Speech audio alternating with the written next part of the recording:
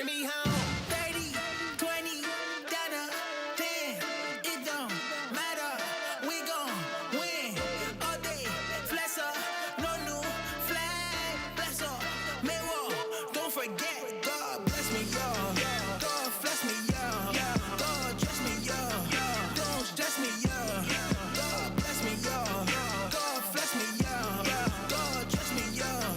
Don't stress me, y'all. God bless me, y'all. God bless me, y'all. God dress me, y'all. Don't stress me, y'all. My God got it. Yeah, he got it. My God got it. Yeah, he got it. My God got it. Yeah, he got it. Yeah, he got it. Yeah, he got it. My God got it. Yeah, he got it. Yeah, he got it. Yeah, he got it. When I'm feeling, yeah, he got it. When I'm feeling, yeah, he got it. God bless me, yeah, he got it. God bless me, my God got it. When I'm feeling, yeah, he got it. Feeling in my soul, he got it. God bless me, yeah, he got it. God bless me, my God got it. When I'm feeling down, oh, I know. God bless me, yeah. When I'm down, God bless me, yeah.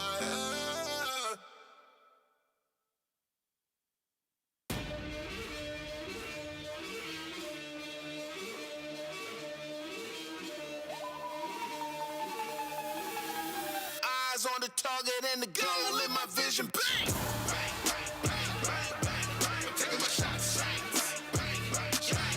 I ain't gonna stop. Bang, bang, bang, bang, bang. So like it or not. Bang, I ain't gonna knock. Bang, yeah, they say the truth will set you free. Well, here I am. God only, I ain't never fear a man. I'm from royalty, so blow your clarinet. I got stripes on me like a pair of stands. I got the confidence, yeah. Call me a monster, yeah. I'm from the bottom, I'm from the lava. How can I not be this lit? I'm the embodiment. Hello, everybody, and welcome to Champion Stadium in Springdale for another night of Shiloh Christian football, the final game of the 2025 regular season. And thanks to a little bit of weather a couple weeks ago, we're going to also have homecoming and senior night all kind of wrapped into one here for the Saints. So you see the homecoming court that is getting ready to come. So we're going to kick it down to the field here in just a second for some festivities. But coming in this game tonight, Van Buren 5-4 on the year, Saints 7-2. So we will kick it down to the field, and we'll be back with more of our pregame show as you're watching Shiloh Christian football.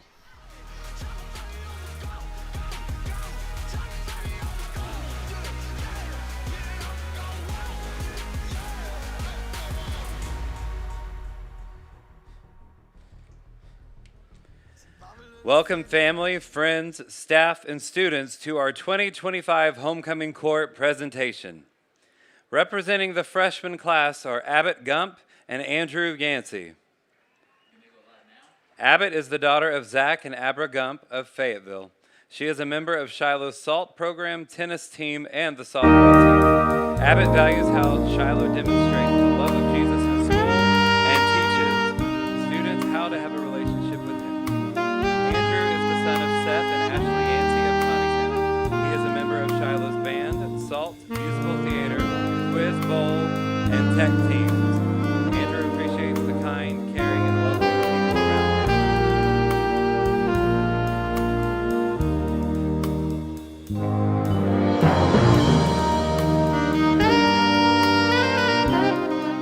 Representing the freshman class are Bristol Bonanno and Brody Heyman. Bristol is the daughter of AJ and Denise Bonanno of Fayetteville. She is a member of Shiloh's volleyball, soccer, and track teams. Bristol values the people that pour into her and the culture Shiloh builds. Brody is the son of Lane and Christy Heyman of Cave Springs. He is a member of Shiloh's football, basketball, and track teams. Brody appreciates the friendships and relationships he has gained at Shiloh.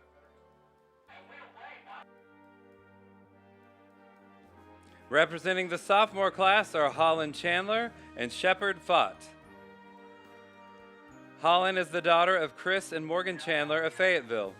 She is a member of SALT and the tennis team. Holland loves the Christian environment and community at Shiloh. Shepard is the son of Taylor and Julia Fott of Rogers. He is a member of Shiloh's Salt, Track, and Trap Shooting. Shepard is thankful for the valuable relationships he has made at Shiloh as he continues to grow in Christ.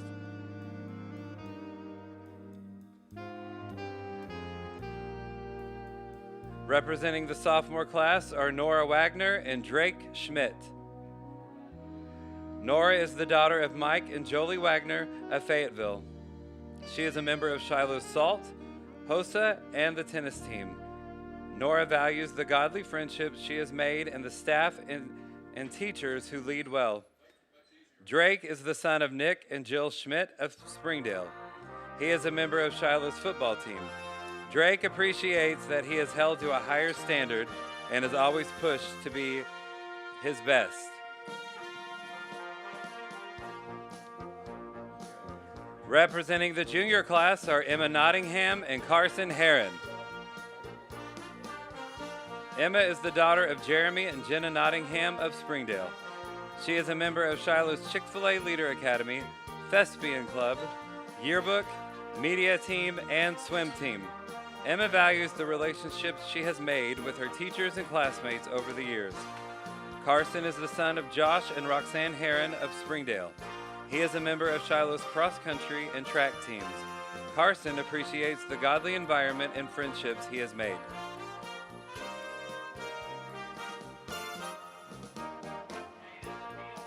Representing the junior class are Lauren McCready and Silas Nance. Lauren is the daughter of Larry and Rebecca McCready of Goshen. She is a member of Shiloh's Chick-fil-A Leaders Academy, musical theater, junior class officer, and the basketball team. Lauren values the friendships made with upper and lower classmen through events and sports.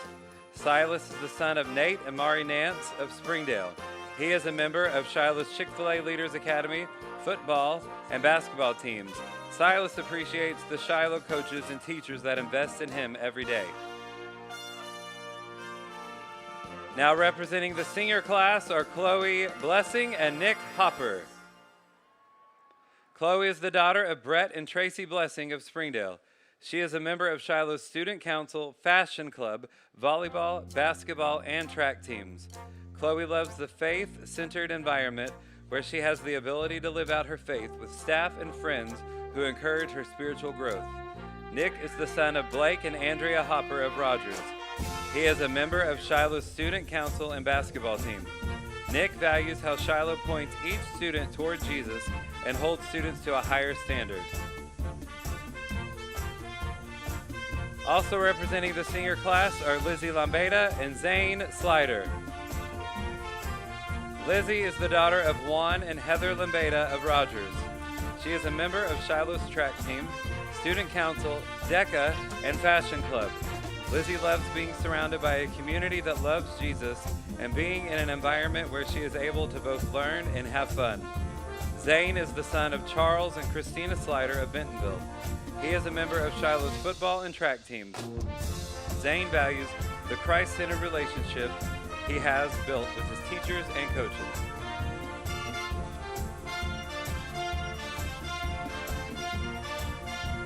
Also representing the senior class are Marin Massey and Duke Bowman. Marin is the daughter of Mitchell and Lori Massey of Fayetteville. She is a member of Shiloh's Fashion Club, Quiz Bowl, DECA, and tennis manager. Marin values the Christ-centered community Shiloh provides, as well as the friendships she has made along the way. Duke is the son of Wade and Allison Bowman of Rogers. He is a member of Shiloh's basketball team, National Honor Society, SALT, and Chick-fil-A Leadership Academy. Duke values the strong faith and friendships and is especially thankful for the positive influence of his teachers and coaches. Also representing the senior class are Olivia Yancey and Jude Humphrey. Olivia is the daughter of Seth and Ashley Yancey of Tawnytown. She is a member of Shiloh's Musical Theater, Thespian Society, Student Council, volleyball, and softball teams. Olivia values the family-oriented relationships she has built with students and staff over the years, which has been a huge blessing in her life. Jude is the son of Byron and Carrie Humphrey of Fayetteville.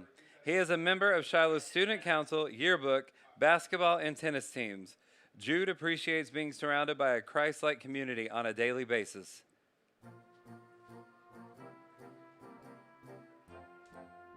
Also representing the senior class are Blair Fett and Chandler Kemp. Blair is the daughter of Chad and Leslie Fett of Fayetteville. She is a member of Shiloh's worship team, student council, music theater, choir, athletic training, track, and soccer teams. Blair values the opportunities Shiloh offers in academics, athletics, clubs, and special events that have allowed her to grow in all areas. Chandler is the son of Jeff and Beth Kemp of Fayetteville. He is a member of Shiloh's football and baseball teams. Chandler appreciates the close community of Shiloh.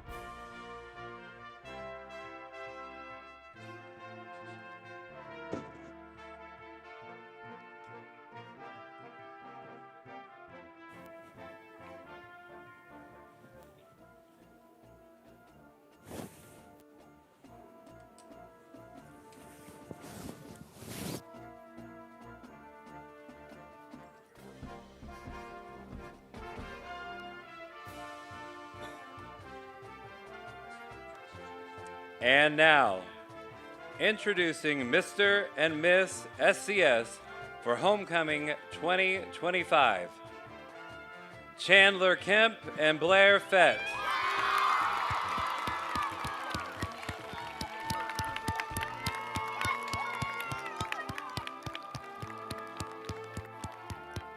Aiding us with the crowning today are Jack Gibbs and Sydney Wyan, Mr. and Miss SES for Homecoming 2024.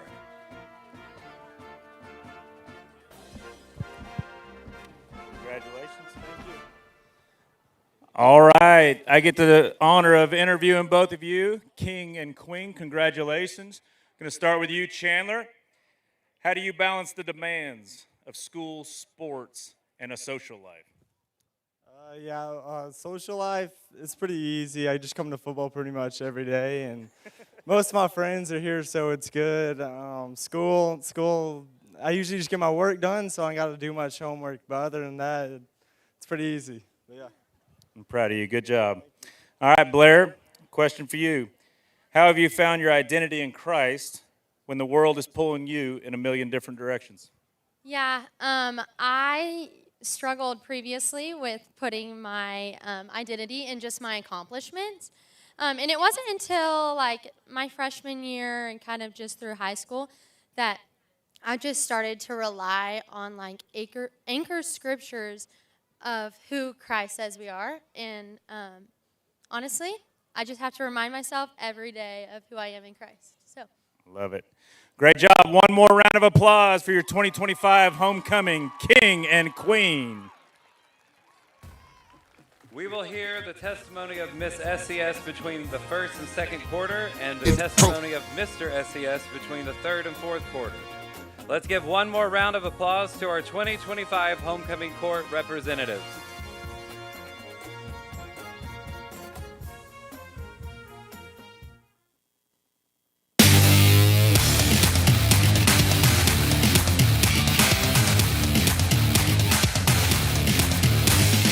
Welcome to the Shiloh Christian Pregame Show. Hey everybody, and welcome to Coach Tucker Barnard Shows. We're getting ready for the final game of the regular season. Saints get ready to take on Van Buren. And Coach, looking back at last week, we kind of talked about, we almost set the tone on the first drive. Even though they got a couple first downs, we pinned them back. The defense just was dominant. They had so many negative plays early in the game. Offense goes right down, score, really set the tone early in the game, I thought. Yeah, I think that's exactly right. We were out fast, and we've had several games. You go back and look. I mean, there's been 3, 4, 5 games where we started out on defense, we get a stop or a turnover, and then we go get a score, and then you're going to have the ball coming out in the second half. And that's a good situation to be in. Really, really proud of our defense. Man, we harassed that quarterback and chased him all over the place, and a lot of big hits and some more turnovers. They were incredible. Offensively, we clicked in a way offensively on Friday that you just don't see very often, quite honestly. And that's probably more about the questions here in a minute. But Cole Creighton had an amazing night. Yeah, Cole had 444 yards passing in the first half. I actually looked at Cliff. I said, retabulate that. Let's make sure that's right. But just an incredible half. But, one of the things, Coach, we talked about on the broadcast was obviously Cole had an amazing night, but Charlie Krell scores the first touchdown. Talked about how as you've gotten deeper in the season, you're seeing more and more sophomores who are really contributed. Obviously, you got to get a defensive player that you really like on defense, but Max has always been there for you. But you look at Charlie, you look at Tate, you look at Weston Huckabee's play a lot. Done some other things to other guys too. You're really seeing our sophomores they seem confident when they go out on the field. Yeah, I think they do, and I believe this. This is a result of us working really hard to play guys on one side of the ball, and you see that's not happening 100% of the time. I mean, we're making some guys that are crossing over and getting some time, but what's happening is our younger guys are getting so much more attention than what they normally would, and it's pretty simple math. I mean, if you take 2 or 3 seniors and they're the starters on offense and they're starters on defense, everybody else is pushed down a couple of notches, and I saw our young guys are getting more work on their side of the ball. They're developing a little faster than what was common, man, playing really well. I've been proud of them. Coach, turn our attention to Van Buren this week, a team that's had a lot of success in conference play. They've struggled a little bit against Mount Home and Greenwood the last 2 weeks, but when you look at the upper tier teams in the conference, Van Buren's in that group of team. It'll be a tough contest Friday night. Yeah, and they've been for a couple of years now at least. This has kind of been, the toughest part of their schedule has been on the back end. So they've worked hard and they've beat up on some people and they ran into some really tough competition at the end. But that you're really seeing some improvement in they played the Southside game, was 17-10 game. That was a close one. They did some nice things against Greenwood. They had some moments against Mountain Home. I think Coach Henry's doing a really good job at that. Coach, we finish it up. Keys to victory on Friday night.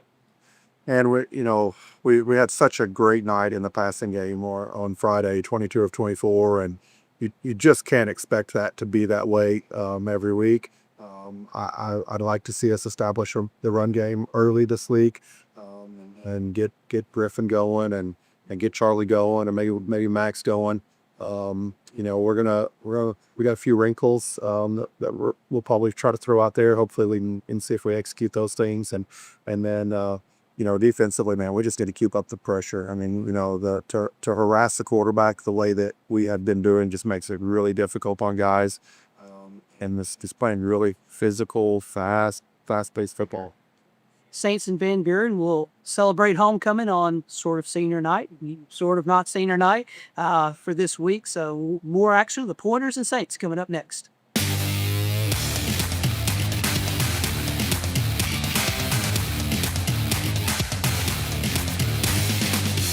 This has been the Shiloh Christian Pregame Show. Bowen Kemp Construction, your premier full-service construction partner based in Northwest Arkansas.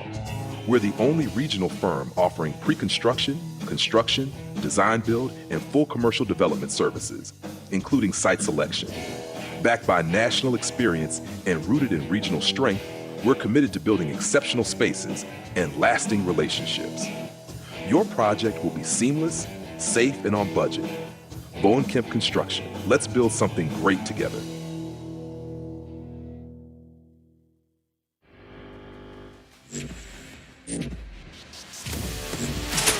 Serving multiple cities in 9 different states. We are proud to call Northwest Arkansas our home and the Shiloh Saints our team.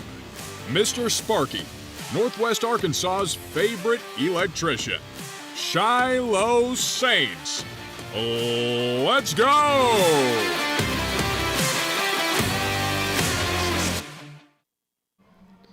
Welcome you back to Champion Stadium. We're going to kick it down for our national anthem.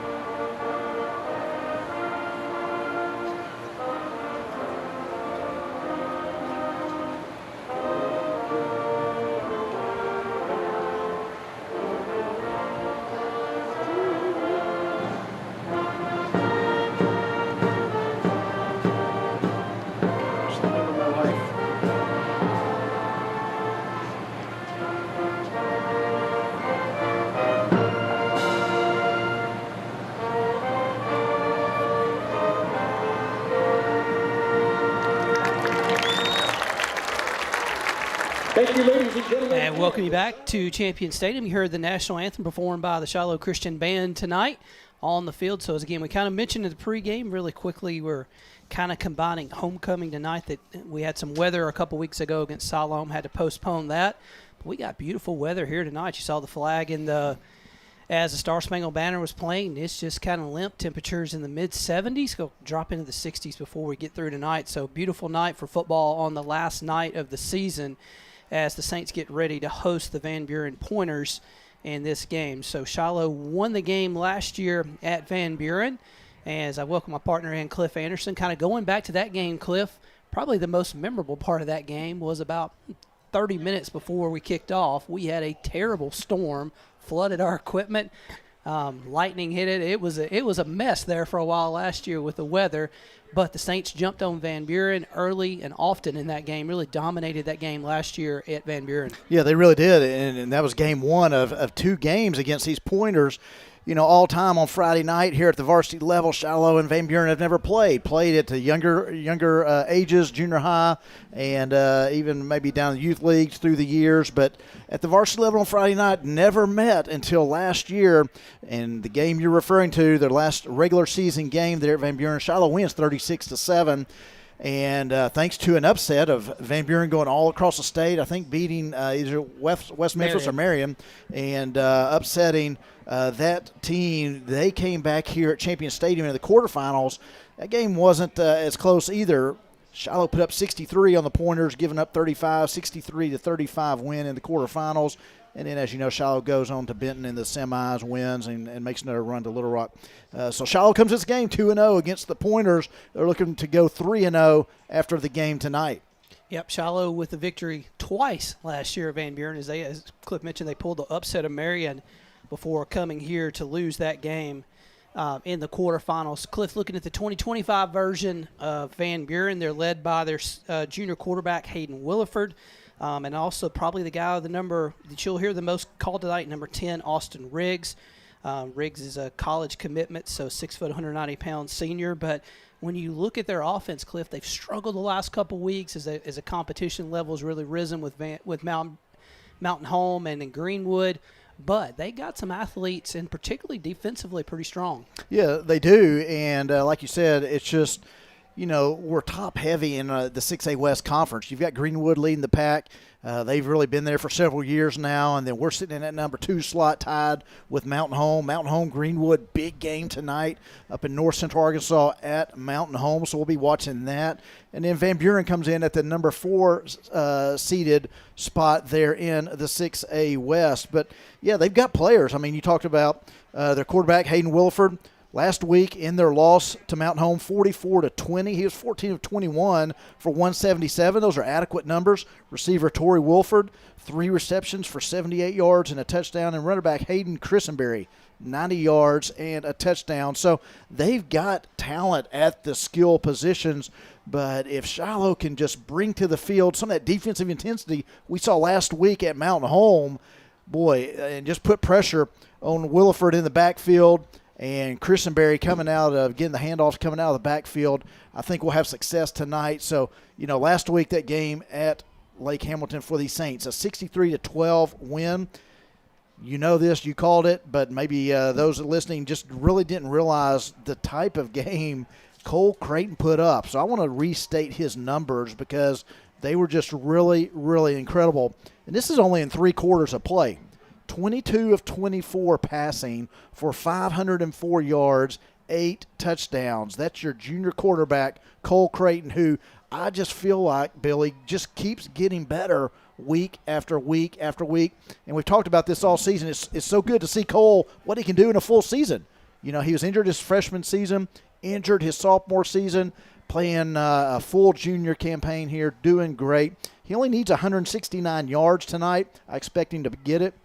169 yards to surpass the 3,000-yard passing mark for this season. Just incredible numbers from the junior quarterback.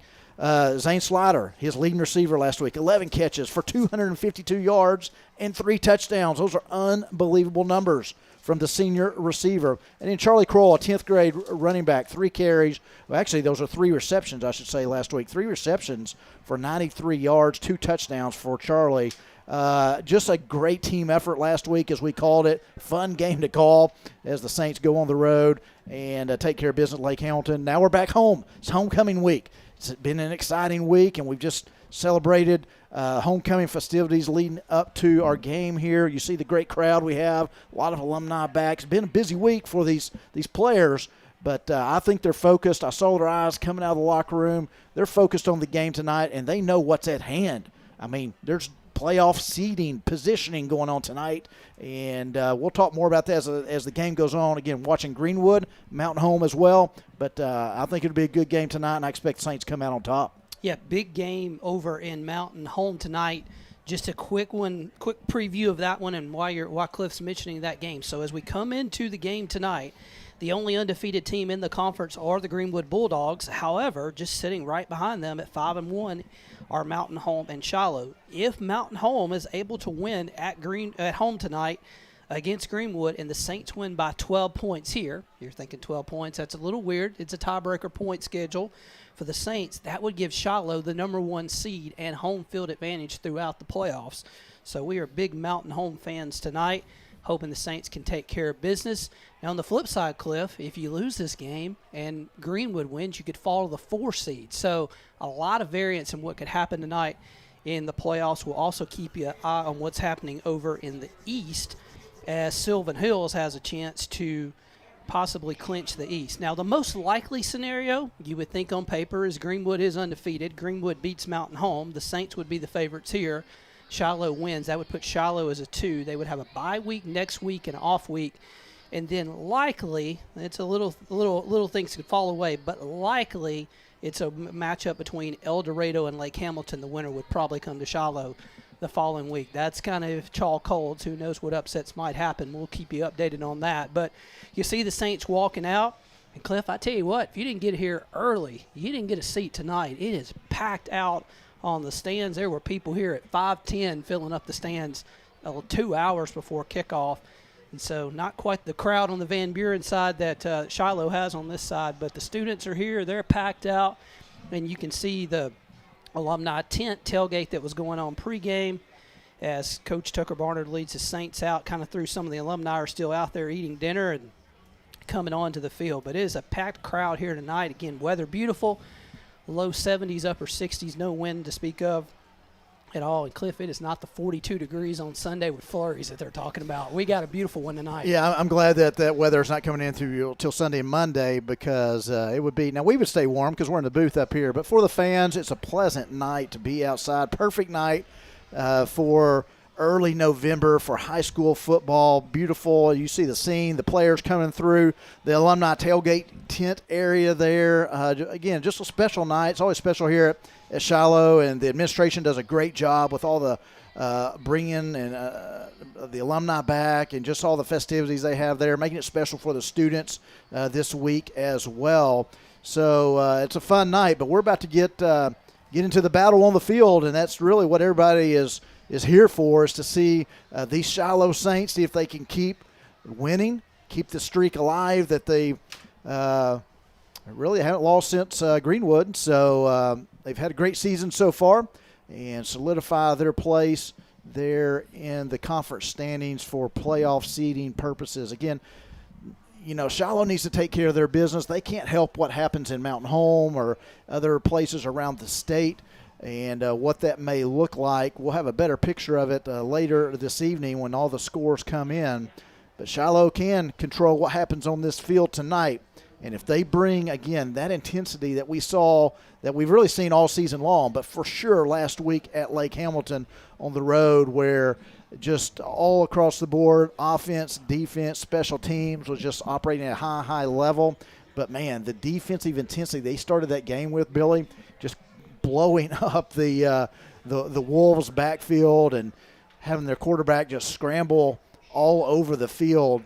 That's what I want to see tonight. Again, you've got a very adequate quarterback tonight leading these pointers, and quarterback Hayden Williford.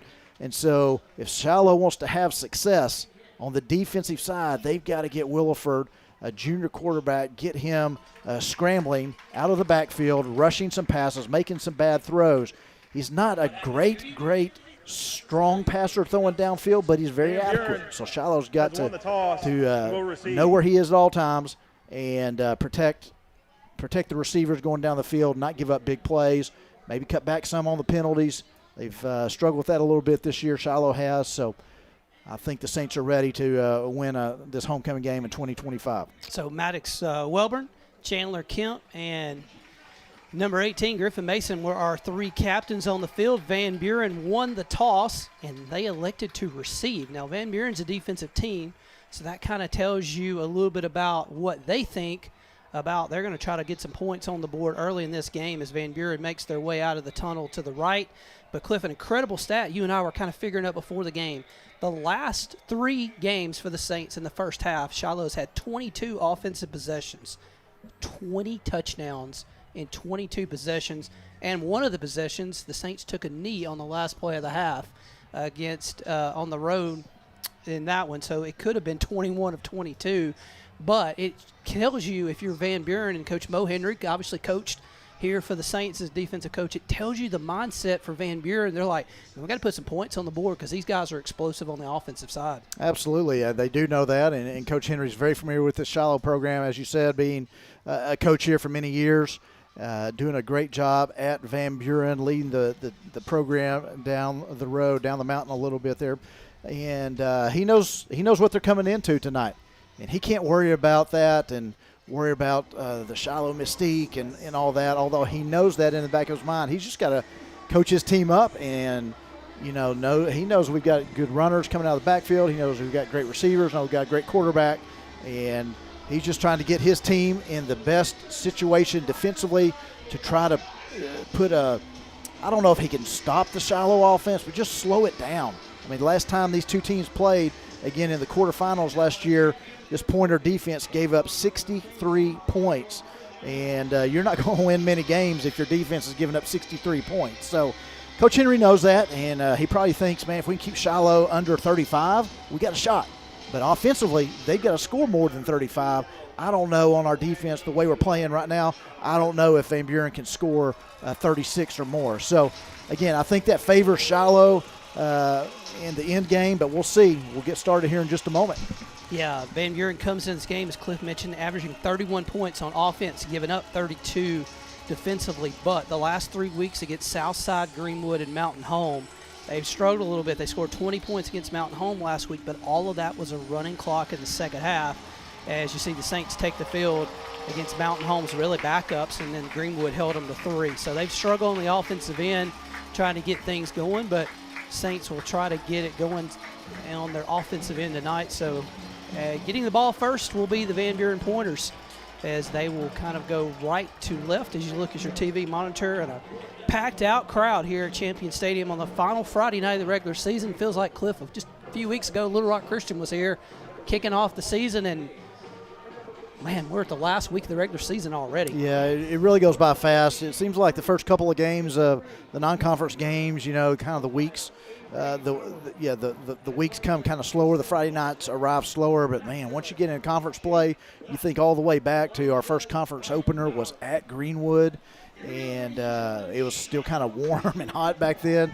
And now how the season has changed and how the season has changed, and here we are, like you said, the last regular season game of the 2025 season, the 37th season of Shiloh Christian football. Still a very young program in the grand scheme of things of schools around the state of Arkansas. 37 years, but boy, the success that this program has had. You think about all the great quarterbacks, from the Rhett Lashleys to the Josh Floyds, and most recently the Eli Wisdoms.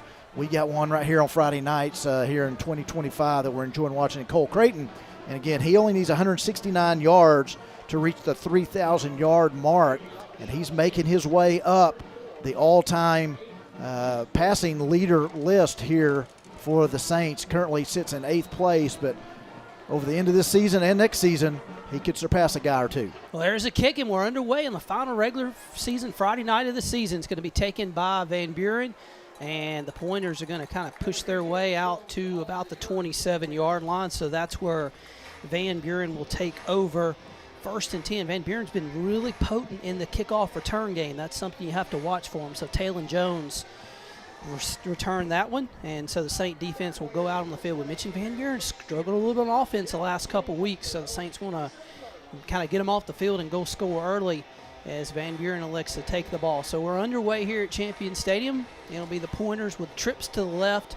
They're kind of a balanced team. They'll run it equally as much as they'll pass it, so we'll see what they want to do. They've got a tight end to the left, so kind of outnumbered there. They're going to run it right and hit in the backfield by Brody Francis, and down is the running back at the 22-yard line. So Brody jumped that one, was all over at the running back there, Hayden Christenberry for Van Buren. He's going to be the primary tailback in the system. If they get the football out there, they're going to see number 10, who's you see the 3 receivers to the left. Number 10's right in the middle. That's Austin Riggs, the state leader in receiving yardage. So one of the better players in the state, and he will be a man to keep up with tonight for Van Buren. 2nd down. Pointer's going to fire over the middle. Incomplete, nearly intercepted at the 36-yard line. Threw it behind one receiver in front of Riggs, ever how you want to look at it. So 3rd down and 13, and just like last week, Cliff, where the Saint defense kind of pushed the Blake Hamilton back, doing the same thing early against Van Buren. Yeah, the intensity starting out really well here. Last week at Lake Hamilton, Shiloh gave up the first 2 3rd down conversions that Lake Hamilton had in the game. Caused me a little bit of concern there, but boy, they really clamped down after that, shut Lake Hamilton down. Quarterback back to pass. He's trying to run the screen. It's going to be complete, but taken down right at the 21-yard line is Christenberry, the running back. Tried the screen against the Saint defense. Shiloh defended it well, and just what you wanted to see out of the defense, a quick 3 and out, as Van Buren's going to have a 4th down and 15 as they lose 5 yards on the opening possession of the night. Yeah, Matt Kimbrough, number 50, coming in on the backside, rushing, puts a hit on the quarterback, but making him rush the throw just a little bit. Nothing doing offensively for the Pointers on the first drive. Manny Dotson to punt. Dotson has a good leg, and he loves to get a good roll. He tries to kick it away from you and let it roll, so we'll see if he can do that here. This one's pretty high up in the air. Beach is trying to run over, can't get it. There's the aforementioned roll. It hits at the 50. Van Buren lets it roll, so he'll get about 7 or 8 more yards after that. Again, he'll kind of kick it away from you a little bit and then just try to let it roll. So Van Buren kind of really good at doing that. So 3 and out for the Pointers. Here comes the Saint offense. As we mentioned, 20 of the last 22 drives in the last 3 weeks in the first half. The Saints have put it in the end zone behind the 440 yards last week of Cole Creighton. So we'll see what the Saints do tonight. You heard Coach Tucker Barnard in the pregame show. He said he wanted to kind of establish the run a little bit more this week. So we'll see what the Saints do on first down. Sliders in motion across the way. That'll put a trips formation for the Saints. 1 man to this side. Cole's going to play action on first down. Fires out in the flat. It's going to be caught by Slider at the and he dropped it. Couldn't bring it down as he fell to the turf at the 49-yard line of Van Buren. Incomplete, 2nd down. I want to correct you on a stat here, Billy, because I want you to say the right number because the number is just unbelievable. Cole has actually had 504 yards.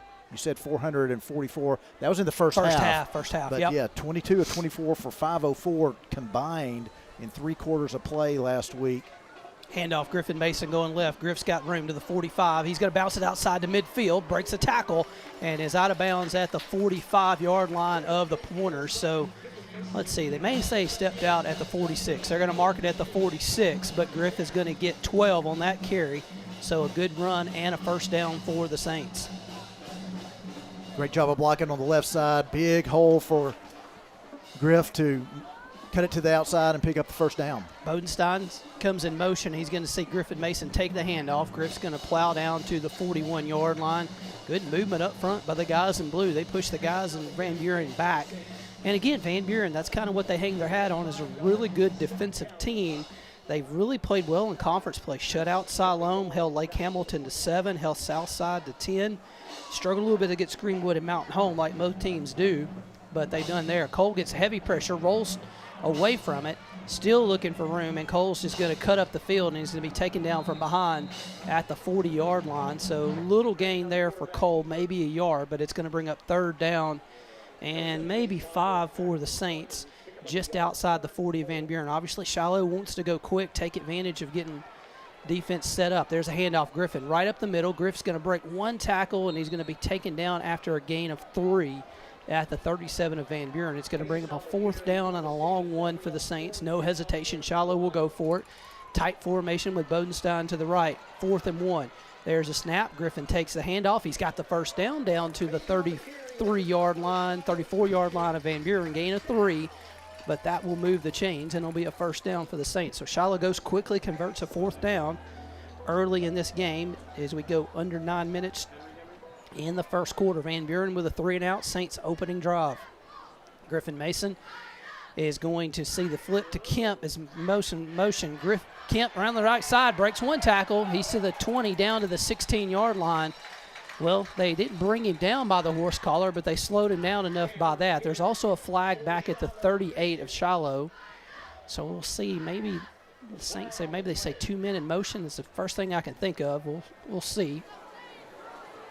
Illegal motion. Offense. 5-yard penalty. Replay, first down. So an illegal shift. Again, Saints had 2 guys in motion at the snap. So back to the 39-yard line. It'll be a 5-yard penalty, though. So 1st and 15. For the Saints at the Van Buren 39. But, Cliff, you can really see a difference in the two teams in the tempo. Van Buren slow it down. Can they draw you off sides? Saints fast motion.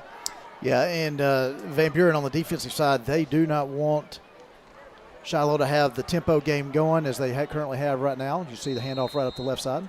Yep, Charlie Carell's going to take that carry for 4 down to the 35-yard line. So it's 2nd down and 11. Saw Charlie scored the first touchdown last week at Lake Hamilton's. Had a really good sophomore season, and we kind of mentioned it in the pregame show with Coach Barnard. Really, guys, you can just almost see the sophomores as they're getting deeper in the season with a lot of confidence early on. So ball's at the 35, 2nd and 11.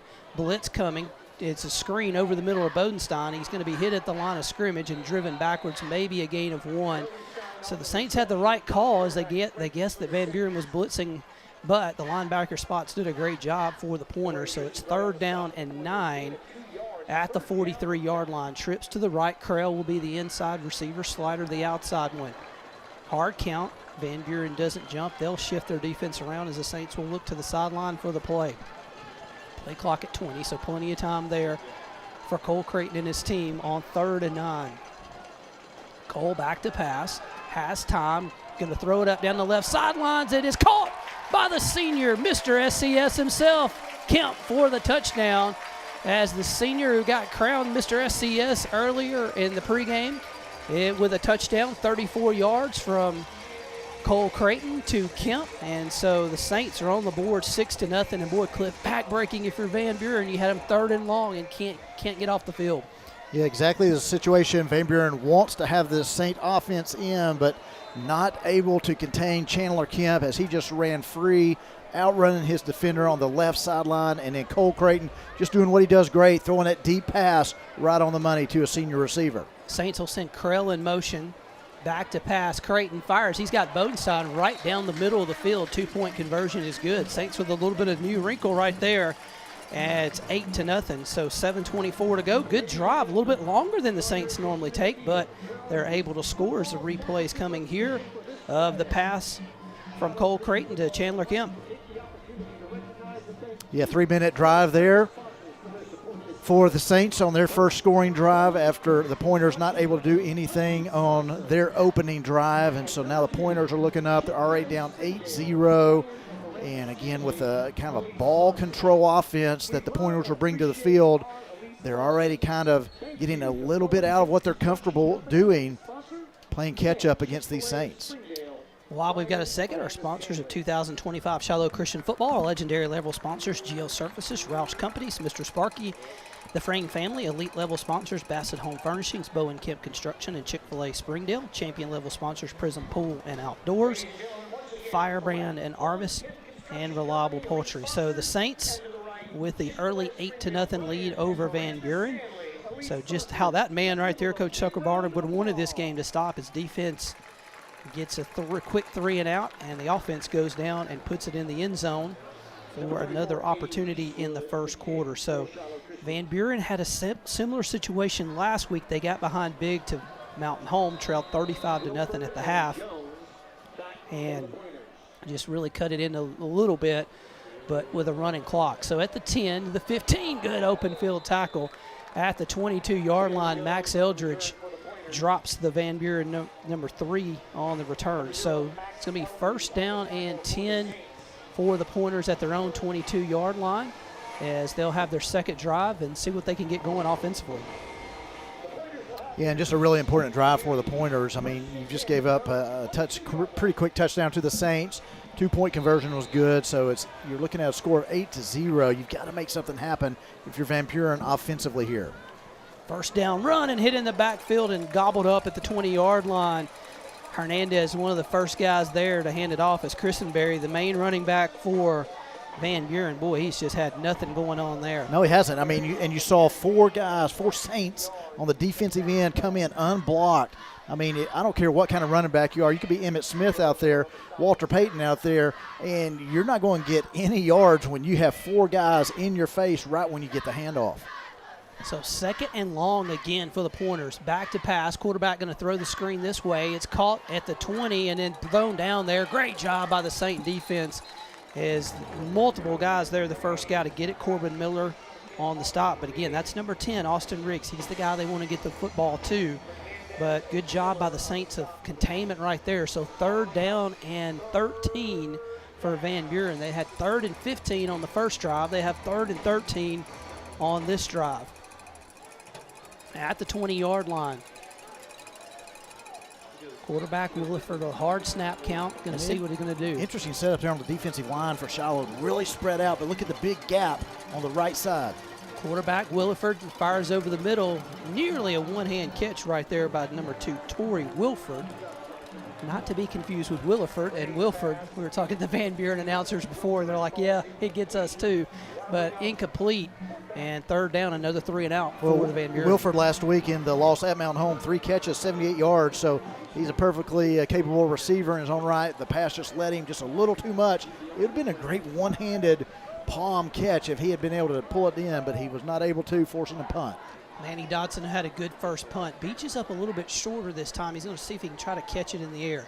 Dotson's kick is away, and this time he kicks it over Beach's head. It hits at the 46 and goes out of bounds right there. So if you're the Saints, you'll take that, but good punt by Van Buren as far as not giving any return yardage. However, clock operator, please put 5:52 on the game clock. 5:52 at their own 46-yard line. So 5:48 left to go. Van Buren's run some time off the clock with their 2 drives, but they don't even have positive total yardage right now as the Saint defense has pushed them back. So 1st and 10 from the 45 officially on drive number 2. Saints 8, Van Buren 0.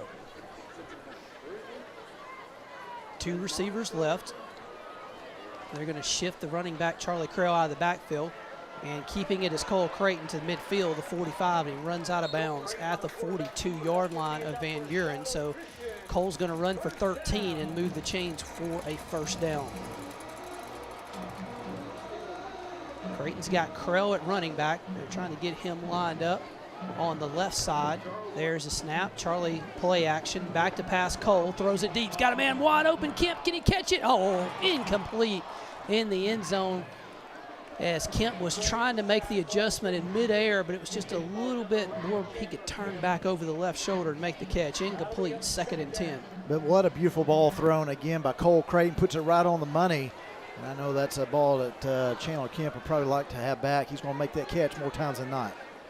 So at the 42, it's 2nd and 10. Trips left for the Saints. They hand it off coming this way. Creel, big hole. 35, Charlie to the 30, and he's down to the 28-yard line of Van Buren.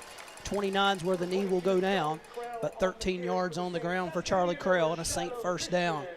Charlie had a really, really good week last week at Lake Hamilton as a sophomore running back, just becoming a more and more potent part of this offense. And it's so great when you've got Griffin Mason that you can spell with. Here the Saints going to kind of run a trick formation here, and we'll see what they want to do. It's got Van Buren coaches going crazy over there trying to adjust. Cole back to pass. They want to throw it deep to Slider. They've got him one-on-one. It's caught. Touchdown, Shiloh. Slider with a trick play, and the Saints put it on the board, and it's 14-0, 29 yards from Creighton to Slider. What a beautiful throw again by Cole Creighton. just leading his receiver right in the breadbasket for the score. And the Saints put another touchdown on the board, 5:10 remaining here, 14-0. And right now the Pointers defensively just have no answers for the Saints. So Saints going to go for a trick 2-point play. Krell in the corner. He runs over his man and for the 2-point conversion. So the second time Saints find something. There's a flag that goes flying up. I think one of the Van Buren players may have said something there. So it's going to be 16-0. Shiloh will sort the flag out after the replay here. But you can see Saints lined up with an unbalanced look. And they got Slaughter one-on-one on the right side. Well, Coach kind of tipped us off in the pregame a little bit that he was like, hey. The result of the try is good. After the try, unsportsmanlike conduct number 22 of Shiloh. That 15-yard penalty will be enforced on the kickoff. That is his first unsportsmanlike conduct of the game. So Charlie Krell going to get called for the unsportsmanlike conduct after the touchdown. So maybe Charlie said something, but I know one thing he did say, Cliff, and that was the defender for Van Buren. I'm running over you for the end zone because Charlie lowered his shoulder. The 10th grader put it in. So hate to say a lot like last year, Cliff, in the playoffs, but last time Van Buren was here at Champion Stadium, they kind of got blitzed early in that game, happening to them early, 16-zip. Yeah, it really is. And the Saints are putting on a show here on homecoming night, already up 16-0 early here in the first quarter. And just Cole Creighton just doing a great job throwing the ball, putting it right where his receivers can catch it. And then the run game with Griffin Mason and Charlie Kroll just doing it on the ground. And it's all Saints early here in this game. Saints will have to kick off from the 25 instead of the 40 after the penalty. So now one thing you have to be really careful with Van Buren, number 3, Talon Jones. He is a dangerous kick returner. They also have Wolford, the other good wide receiver. There's the kick, and it's going to be taken at the 25 up to the 30s. Jones to the 35, the 40, and he's going to be taken down at the 44-yard line by Matt Kimbrough. But good return in the best starting field position of the night for the Pointers at the 44-yard line. So again, early in this game, you got Cole Creighton passing. He's 3 for 5 for 65 yards, 1 touchdown, 65 yards. Again, he came into this game needing 169 yards to surpass 3,000. So he's just about 104 yards away. I'll keep you updated on that when he does break the 3,000-yard mark for the season. Saint defense, again, just picking up where they left off last week at Lake Hamilton, continuing that high-intensity, physical, athletic defense here. Stack look for Williford as he's going to hand off coming this way to Christenberry, and he's chopped off his feet after a couple up to the 47 is where they'll mark it. Gain of 3, 2nd and 7 coming up. Cliff got an update from the Mountain Home Greenwood. 5:12 to go in the first quarter. Bulldogs lead Mountain Home 7-0. We'll see if the Mountain Home offense can keep up with that Greenwood offense that's so explosive. At the 47, 2nd down and 7, 4:36 to go here in the first quarter. It's been all Shiloh, 16-0. Van Buren trying to get in the positive side of the net yardage. They hand it off to the running back. He gets up to the midfield stripe as Christenberry. So 3rd down, and we'll call it 4 for the Pointers at midfield.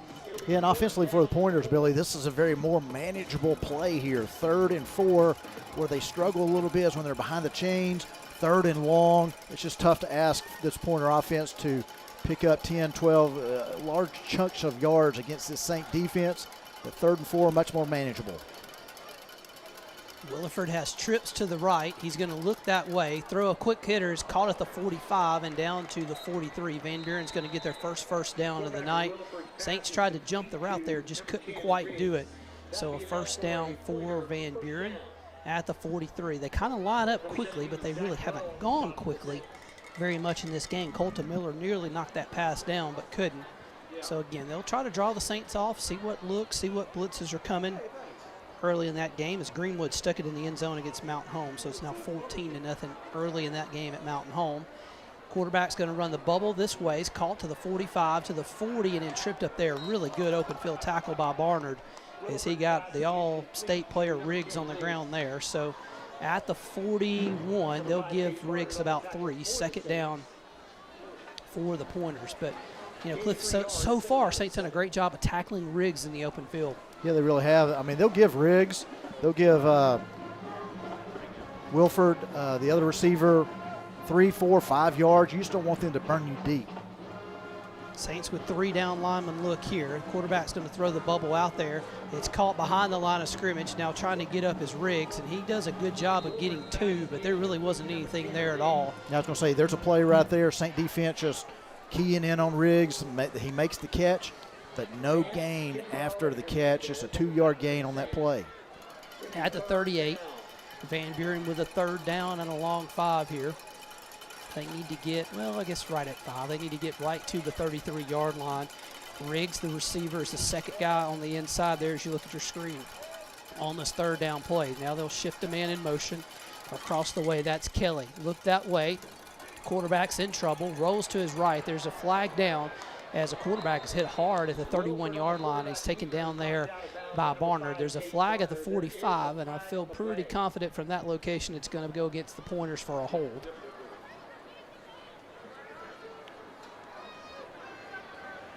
Holding, offense, number 28. 10-yard penalty from the previous spot. Replay, 3rd down. So they get Christenberry, the running back, for a hold. Good job by the Saints secondary. The reason Christenberry held right there, the quarterback had to hold the football because he didn't have anybody open. So 3rd down, Saints will kind of shift a little bit different package out there on 3rd and long. Van Buren's kind of stayed consistent with the trips to the left here early in this game. 5 wide receivers here as they'll send Christenberry, the running back, in the slot to the right. Well, watch 10 and white. That's where they want to get the football to if they can.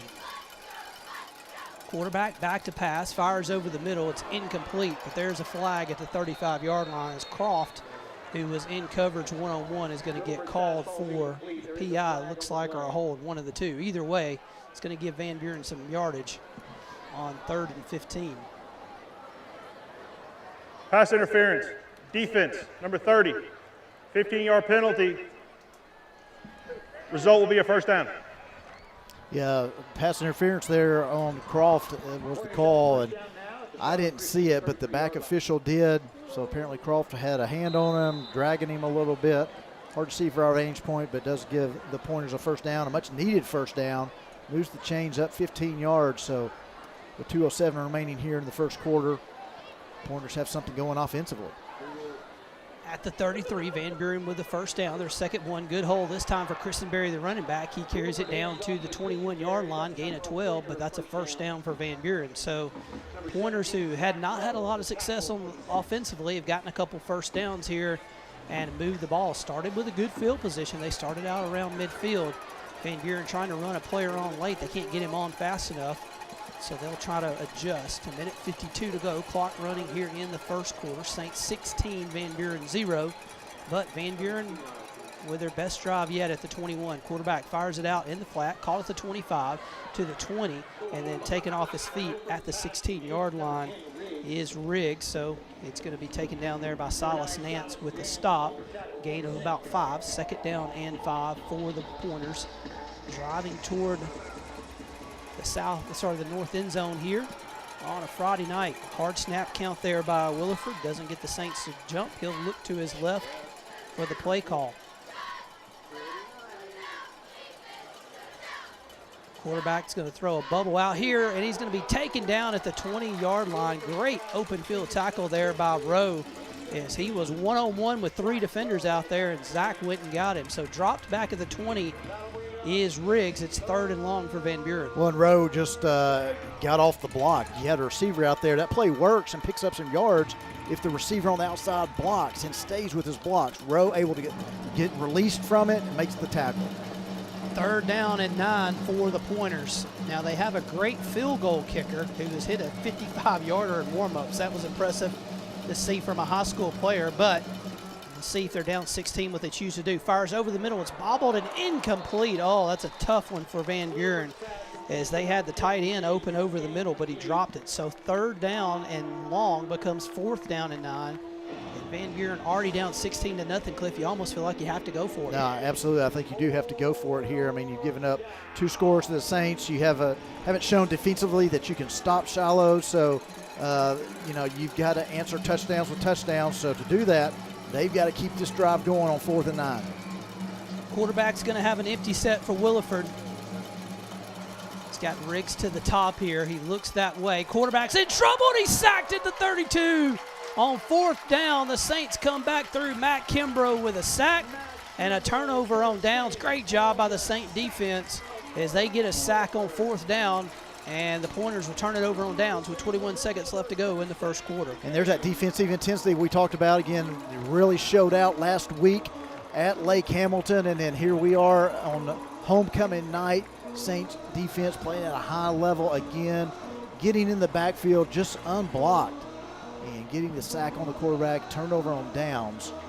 Saints offense back on the field now. 21 seconds left to go in the first quarter. Saints trying to keep it perfect on offense. 2 drives, 2 touchdowns. Bodenstein and Griffin Mason will shift here on 1st down. Handoff, Griffin. Nope, Cole's going to keep it. He's hit at the line of scrimmage and will lose a yard. So 2nd down and 11. 12 seconds to go in a quarter. See if the Saints want to try to get off another play or just let the quarter run as there's 6 seconds left. It'd be pretty difficult to get one off here for the end of the quarter. And Coach Tucker Barnard just tells his guys, come see me, and that will end the first quarter. So good one for the Saints. 2 drives, 2 touchdowns as they get 3 stops on the Van Buren offense. So we'll take a timeout. Saints lead 16-0. You're watching Shiloh Christian Football.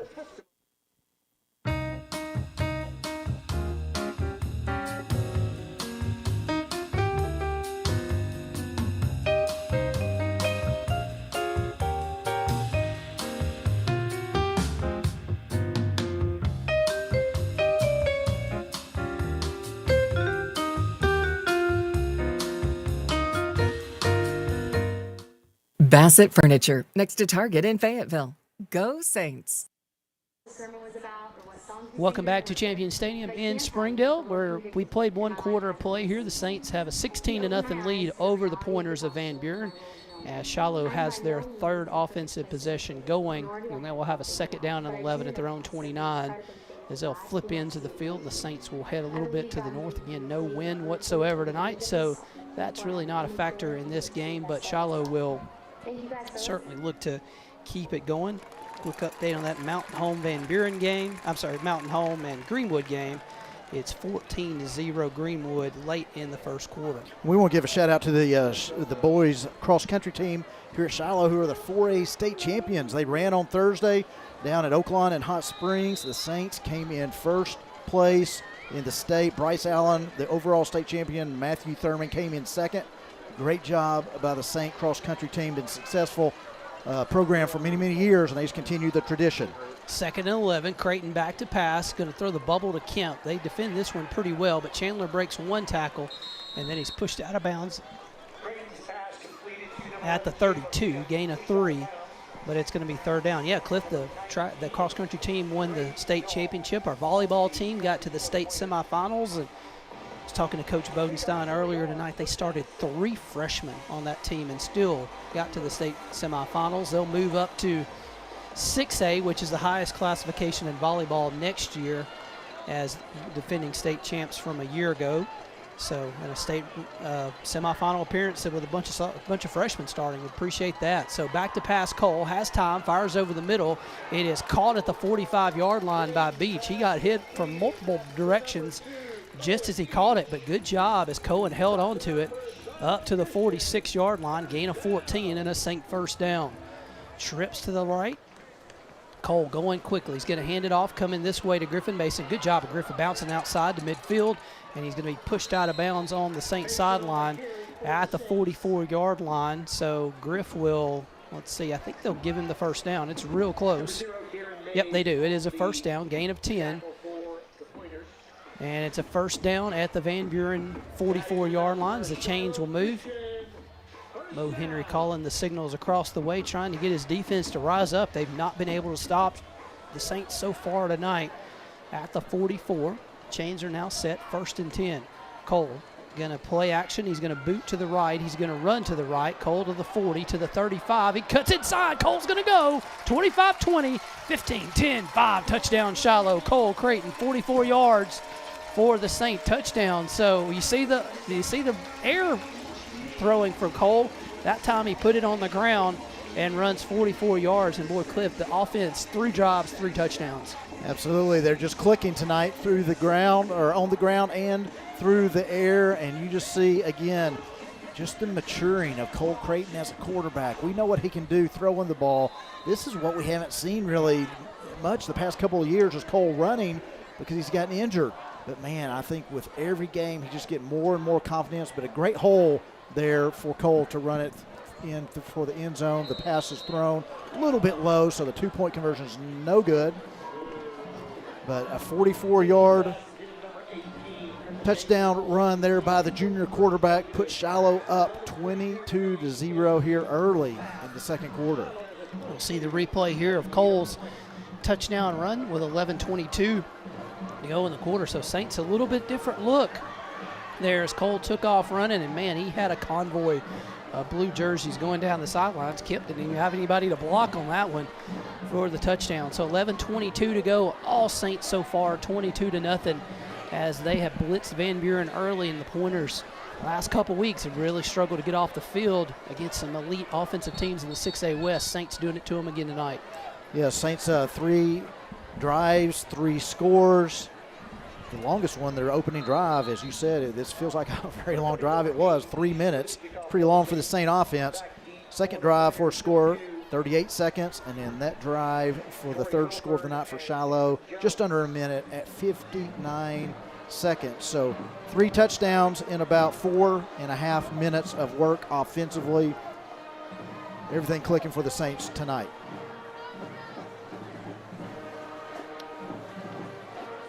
Well, we've got something going on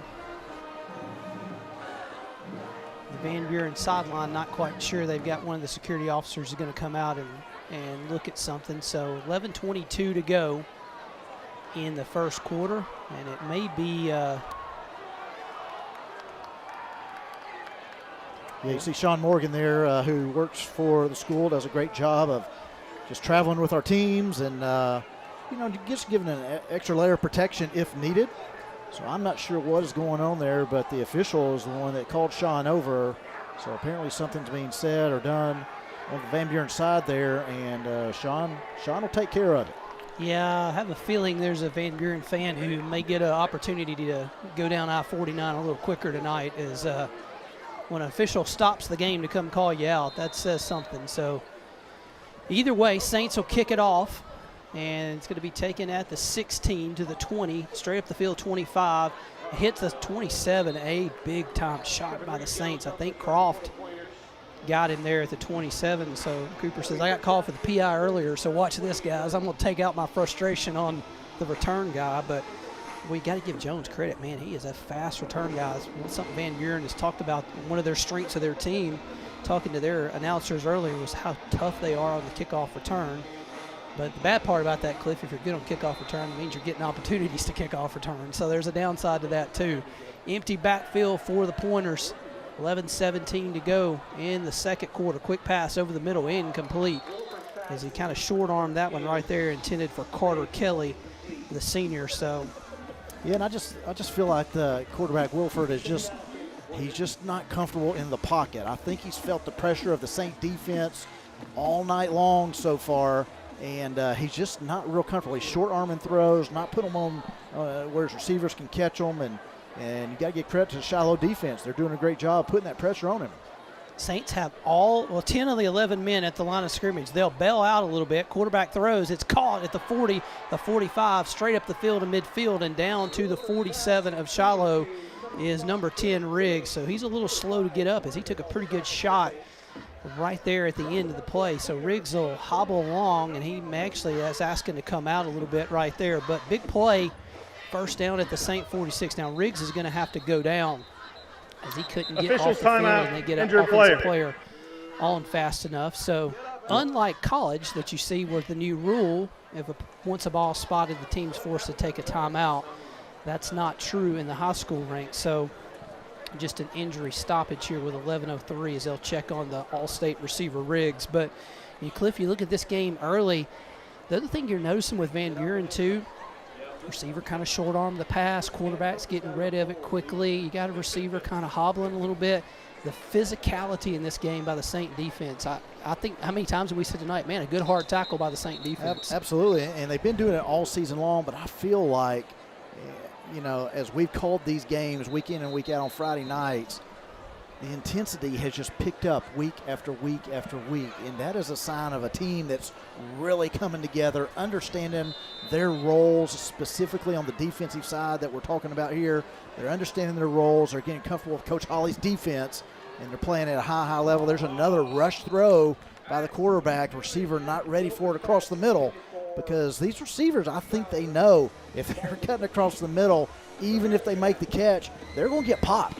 And so, boy, you pop a receiver once, twice, 3 times during a game, they're going to start thinking about that as they keep running those routes across the middle.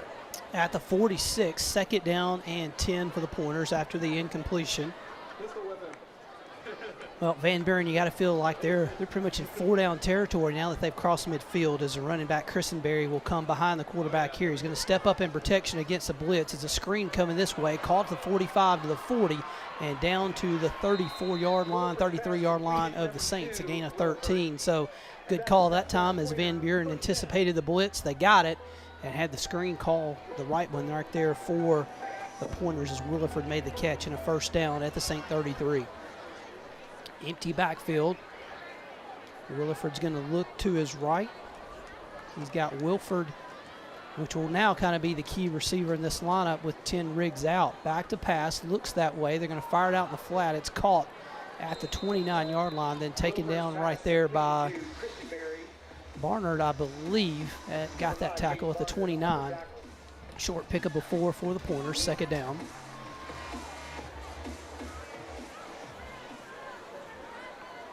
Trips right for Van Buren. They've run that to the wide side a lot tonight with Christenberry in the backfield, maybe trying to see if they can get a one-on-one with Wilford, their receiver up at the top. And that's kind of what they got if they want to attack it here. Quarterback back to pass. He throws it right that way, and it's going to be caught for a touchdown. Outstanding catch by Wilford as he went up over Salter to make the catch. And it was really good coverage there by Salter. Wilford just made a play, and Van Buren is on the board with 9:53 to go in the second quarter. It's 22-6. Yeah, good throw, good quick throw, I should say, there by Wilford from the quarterback, and he just lays it where his receiver can catch it. And Salter not able to knock it down, deflect it, or pick it off. And the receiver hauls it in for the first score of the night for the Pointers. So extra point coming from Dotson.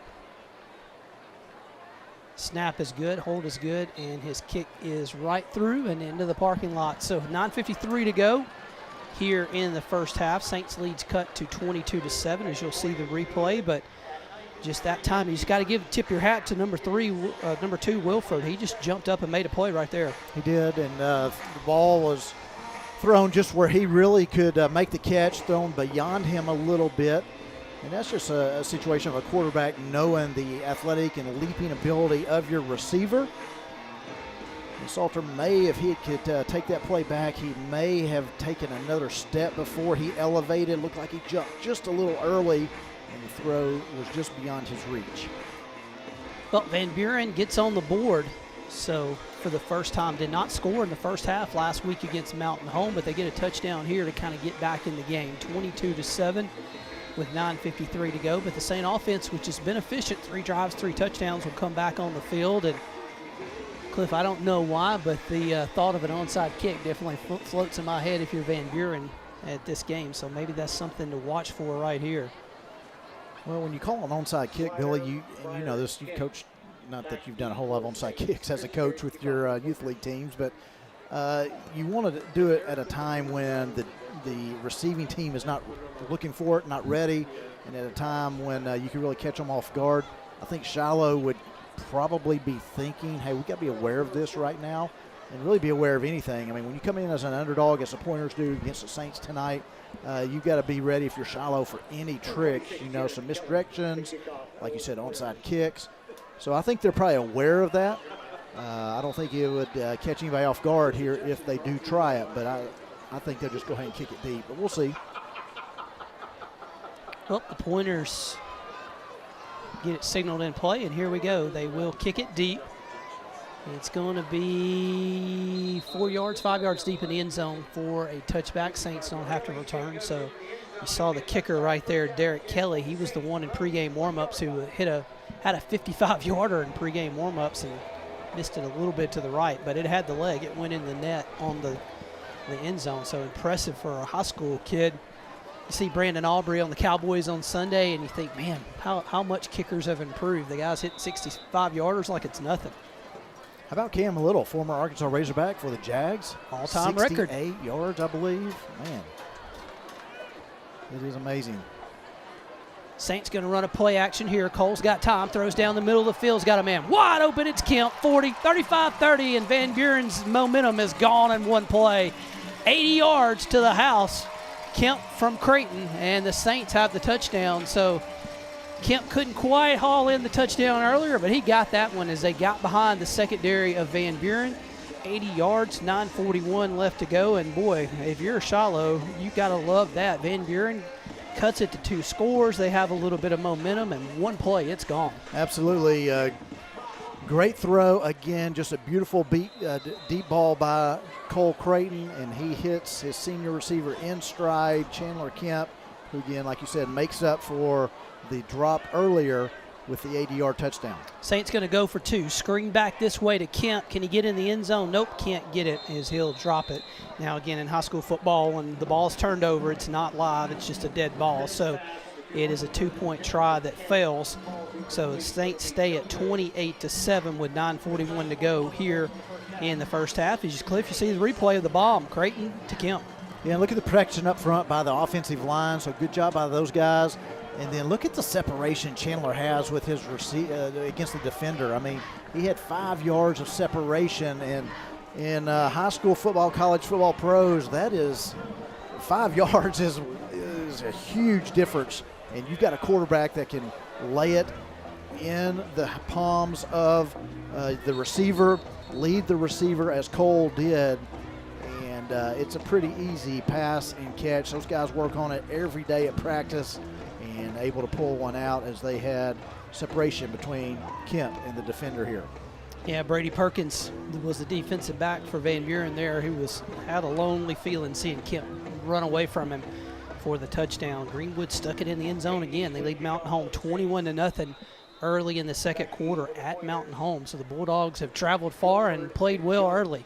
There's the kick. It's going to be taken at the 14 to the 20, and what a great open field tackle by Brody Francis as he absolutely takes down number 3, Talon Jones right there. So he goes down hard at the 21-yard line, and that's where Van Buren will take over, first down. So Shiloh doing it all, doing it defensively, obviously doing it offensively, putting up 28 points here in the first half, and then you saw there on special teams not giving up anything big to the pointers as the tackle made there at the 22-yard line. 28-7, Saint lead, 9:35 to go here in the second quarter. Van Buren, who scored on the last drive for the first time, they're going to hand it off to Christenberry, and he's going to carry it out to the 26-yard line, gain of 5.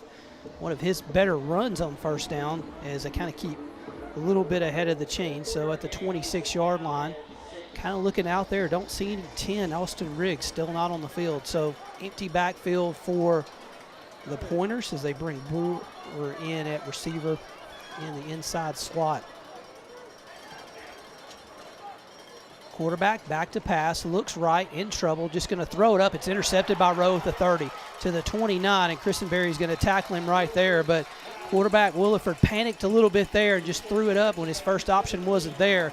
And Zach Rowe goes and picks it off. So Zach, the senior, he's had a couple big plays early in this game. Yeah, he really has, and that's just another situation of quarterback Williford in the backfield. As you see the replay here, just feeling the pressure, throwing off his back foot, and just kind of you see the pressure there, and he's falling backwards. That never turns out well for quarterbacks at any level. A quarterback falling backwards, well, maybe Patrick Mahomes can do those kind of passes, but almost every other quarterback falling backwards on your heels, just throwing it up for grabs, and Rowe there to intercept it. Griffin's going to throw it back to Cole Creighton on this sideline. He's got a convoy to the 20, 15, Cole to the 10, Cole to the 5. Can he get to the corner? He's hit at the end zone. Let's see.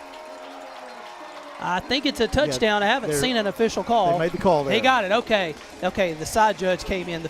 This guy didn't call it. Either way, touchdown Shiloh with a trick play as the Saints are able to put it on the board for the point number 34, 29 yards from Griffin Mason to Cole Creighton. Yeah, Shiloh pulling out everything here, their own little bag of tricks here of a handoff to your running back and then throw back to the quarterback. Great blocking downfield for Cole to run it in for the score. Beach is going to go in motion across the way. Creighton's back to pass, got heavy pressure. He's going to turn and throw it in the back. Bobbled and caught by Slaughter in the back corner. Good job by Cole.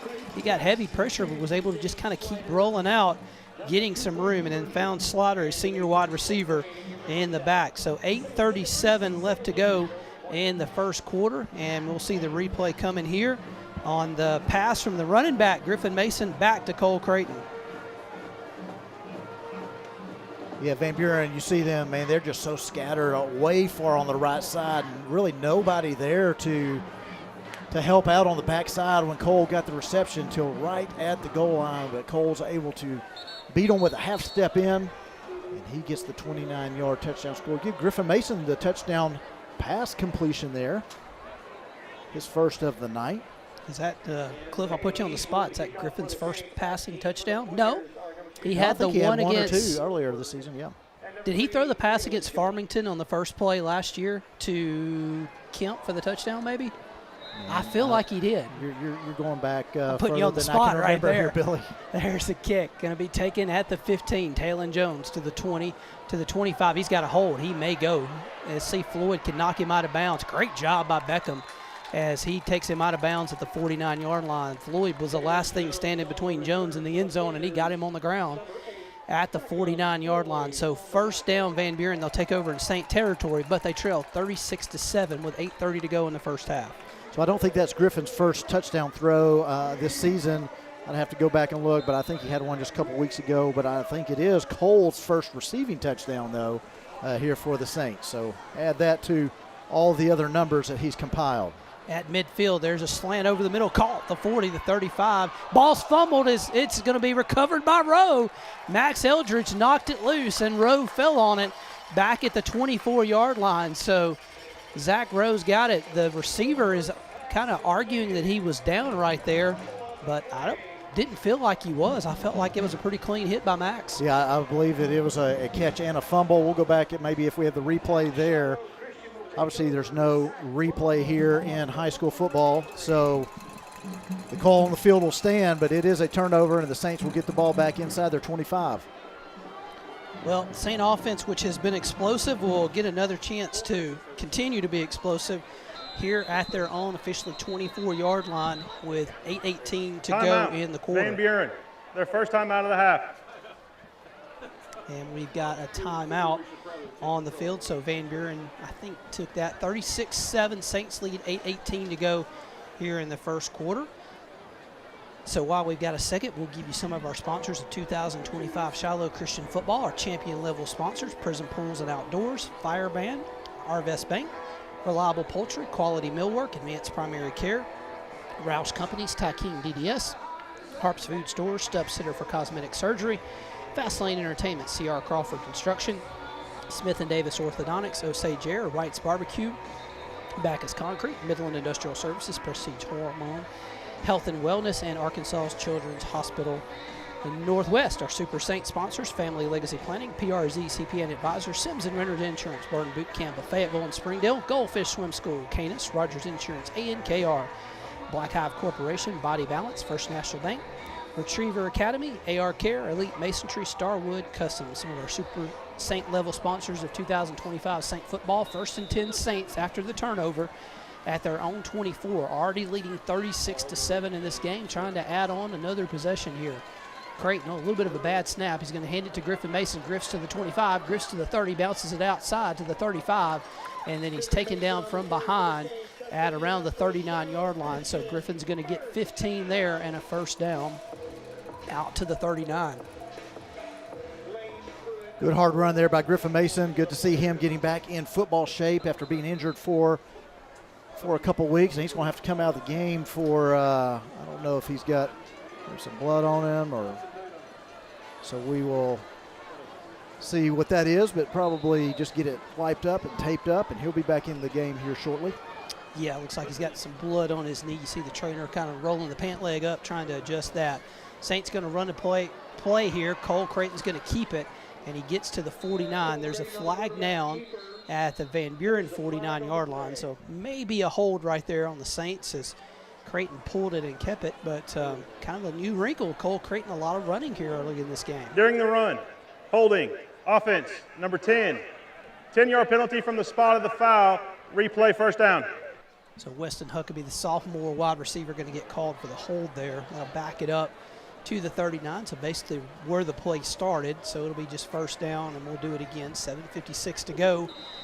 Saints have scored on every possession, leading 36-7 in this game. Have gotten 3 of the 5 two-point attempts, so that's kind of why the odd score that you see on the board.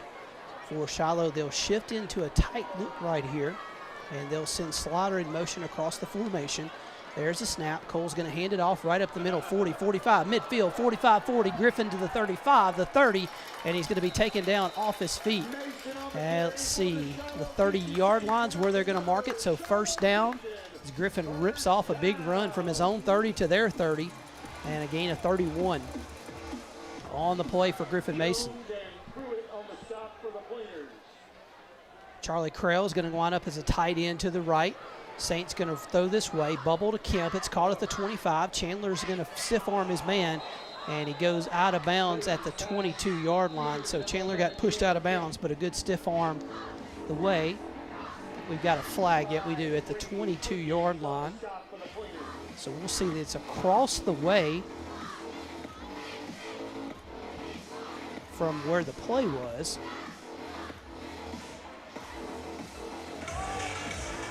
During the play, personal foul, unnecessary roughness, number 65, offense, 15-yard penalty from the spot of the foul, replay, first down. So the Saints going to get called for a personal foul, maybe a block that may have continued on after the play had ended a little bit. So Coach Tucker Barnard is he's not real thrilled with the calls. He's kind of arguing that was just a aggressive block across the way. So Coach Brad Widger does the offensive line. He was kind of agreeing with that. So Coach Widger is obviously watching the O-line every play, would have saw that pretty cleanly. At the 38-yard line, Saints with a first down handoff. Griffin coming left. He gets to the 35, and then he's going to be taken down there, gain of 3. So 1st and 18 becomes 2nd and 15 after the penalty and a 3-yard run by Griffin Mason. So, boy, I tell you, Cliff, if you think about what you've seen for the Saints tonight, you got Charlie Krell and Griffin Mason on the field at the same time. You've seen Cole Creighton run the ball. They're putting a lot on film for guys down the road tonight. The offense has been really creative tonight. Yeah, they really have, and you just got so many weapons at all these positions that Shiloh can put and interject into plays. Beach in motion, screen coming this way to Krell, to the 35, to the 30. Charlie gets, oh, what a great block, 20, 15. There's flags down at the 10 as Krell's going to take it down to the 9. And so there's also a flag down at the 31-yard line. I thought live the block looked pretty clean that happened, but there is a flag. There's actually 2 flags, one at the 25 and one at the 31. Well, one's thrown about where holding would be potentially. Another one will be about where maybe a hold on. There is no foul for ineligible downfield, but we have a holding. Offense, number 62. 10-yard penalty from the spot of the foul. Replay, second down. So the 2 flags, one, if you could hear there, one was thrown for a lineman downfield, but that will be picked up because that did not happen, and one was a hold on the play.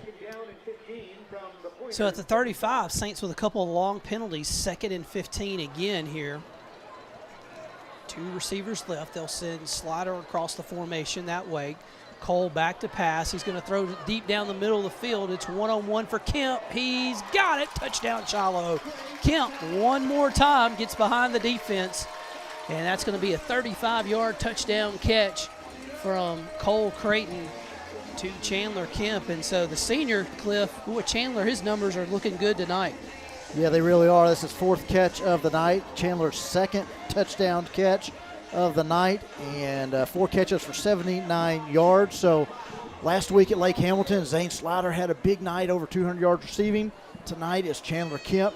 Again, 4 receptions, 79 yards, and 2 touchdowns. And then for Cole Creighton, again, the junior quarterback, he's at 122 yards passing, 7 of 9 passing for 122 yards and 2 touchdowns. Cole's going to hand it to Griffin. He's going to throw it to Kemp. They want to try to throw it back to Creighton. They actually covered him, and Kemp just says, that's okay, I'll just run it in for the 2-point conversion. So the Saints version of the Philly special is what they tried right there. Van Buren covered the quarterback, but they couldn't cover the run as the Saints lead it 44-7. And here's the touchdown pass from Creighton to Kemp. And once again, just Chandler getting behind the defense. That drive only took 2 minutes and 5 seconds.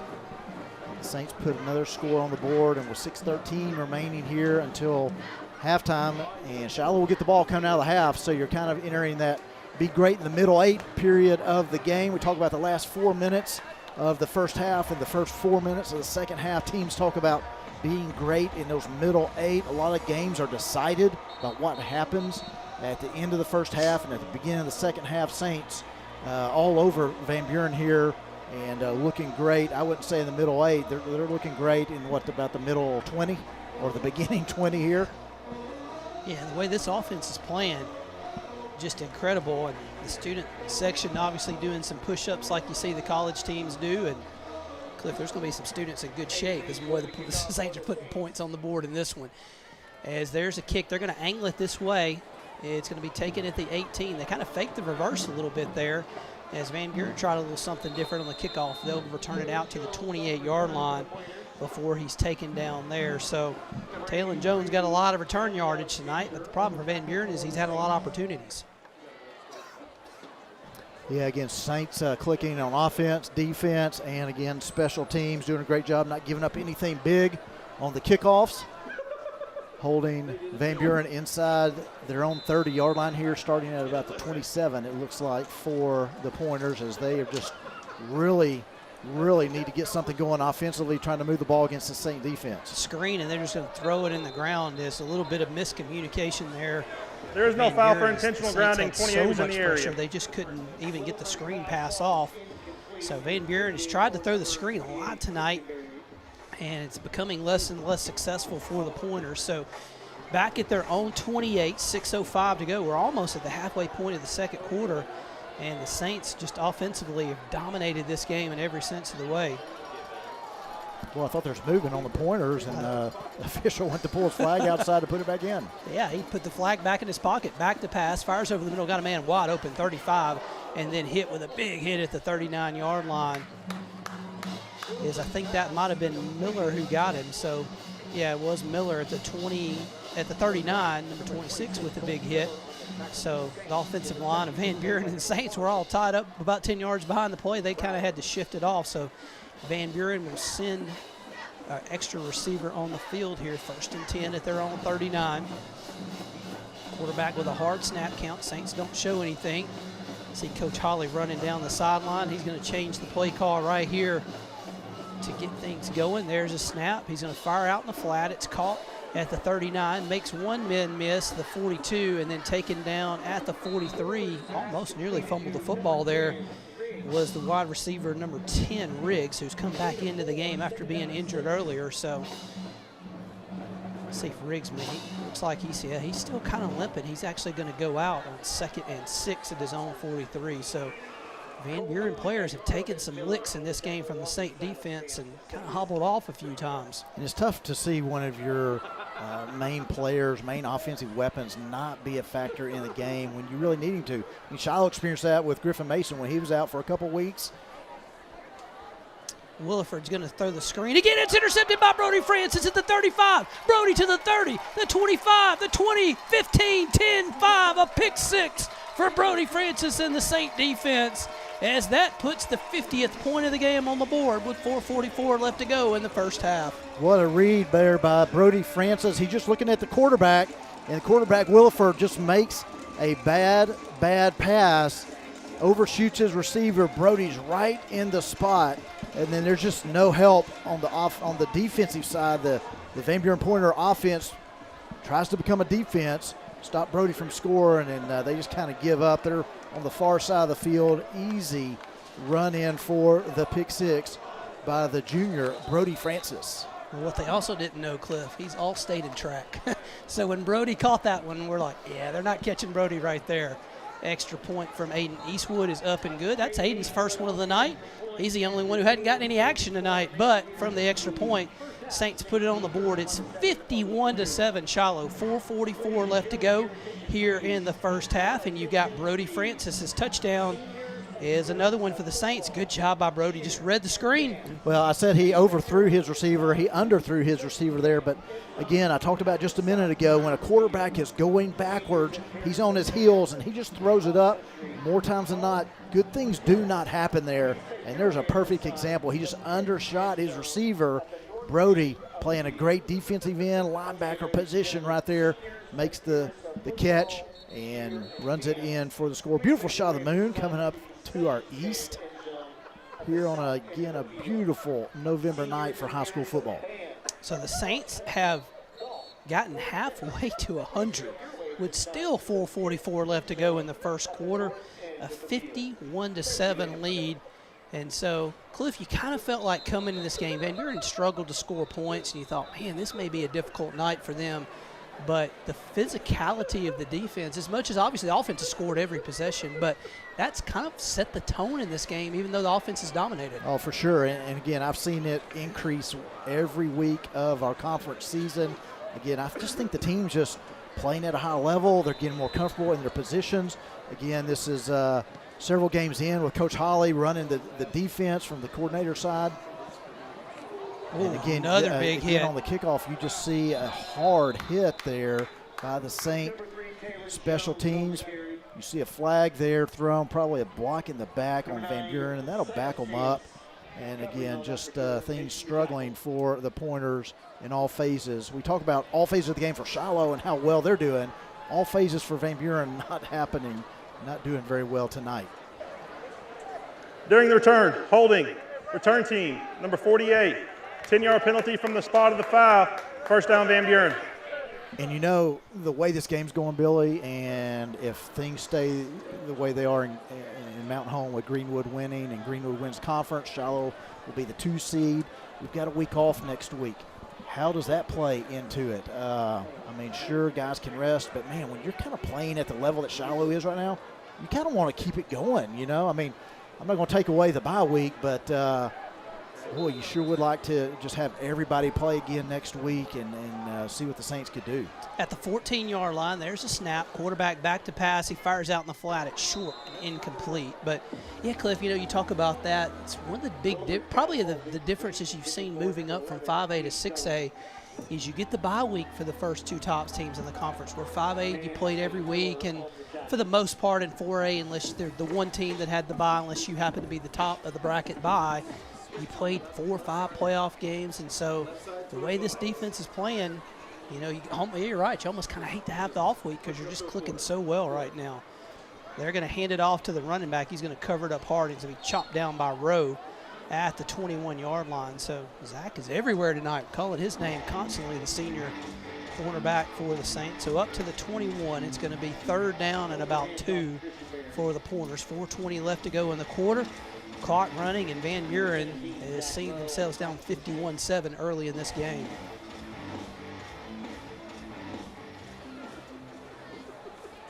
See if they hand it to Kristen Berry on 3rd and 2. Nope, they're going to try to throw it. Quarterback's in trouble.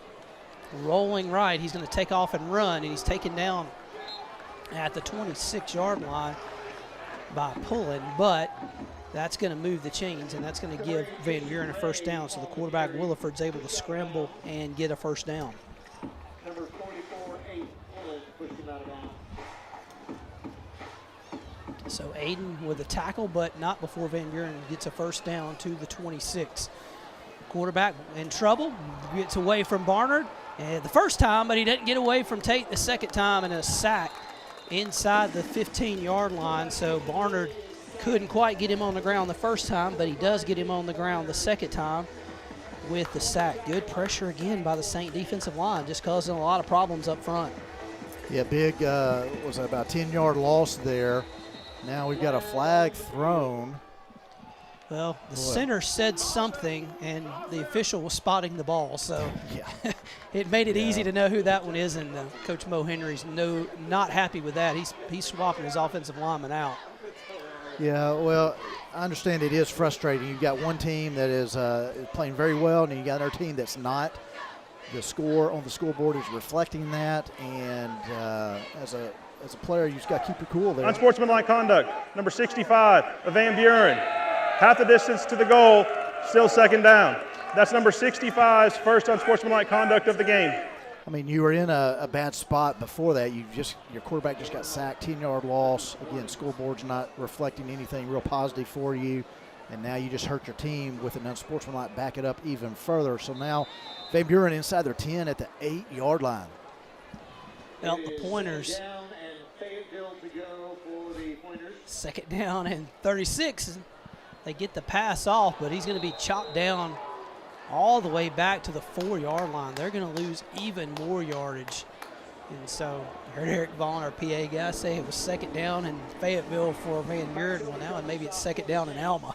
Third down in Alma. Eric likes to say that. So the field's Van Buren's going from north to south, so he's going to say to the south Fayetteville.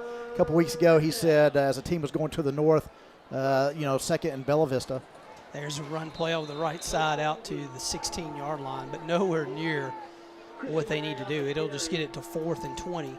And the Pointers will punt with 2:43 left to go in the first half. And the scoreboard is indicative of the way this game is going. 51-7 Saints, as they've scored on every offensive possession. The defense is even equal to what they've given up tonight. So, yeah, we've talked about being homecoming. We haven't really said much about it being senior night. At halftime, the seniors, all the fall sports will be recognized. So Shiloh on the football side has 14 seniors that are leading the way out here tonight. There's a kick. Good kick. It's going to go over Beach's head, but out of bounds. So we'll see where they mark it. And Cliff, of all the things in football, a punt that goes out of bounds in the air may be the most inexact science of them all. I don't know how those refs decide where we're going to spot this, but they'll go over the 49 and But here's what you see when you see this, Billy, at any level. Those officials spot that ball with authority. I mean, they know. You and I may not know. We're like, how do they know it went out to 12 or 40 or whatever? Hey, those officials know, and they go right to that spot, and they mark it. They marked it right here at the 49, and I'm sure they're right on it. Whatever you say it confidently, right? Absolutely. At the 49-yard line, Saints are going to do some mass substitutions right here as Bodenstein's going to go in at quarterback.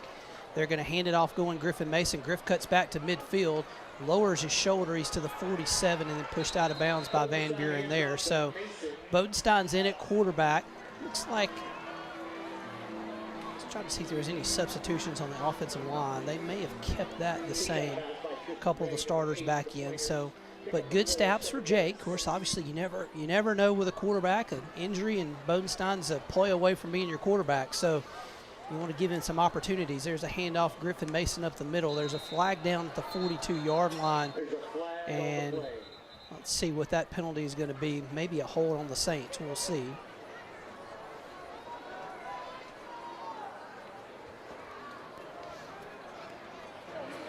Holding, offense, number 62. 10-yard penalty from the previous spot. Replay second down. So we'll replay second down and long for the Saints.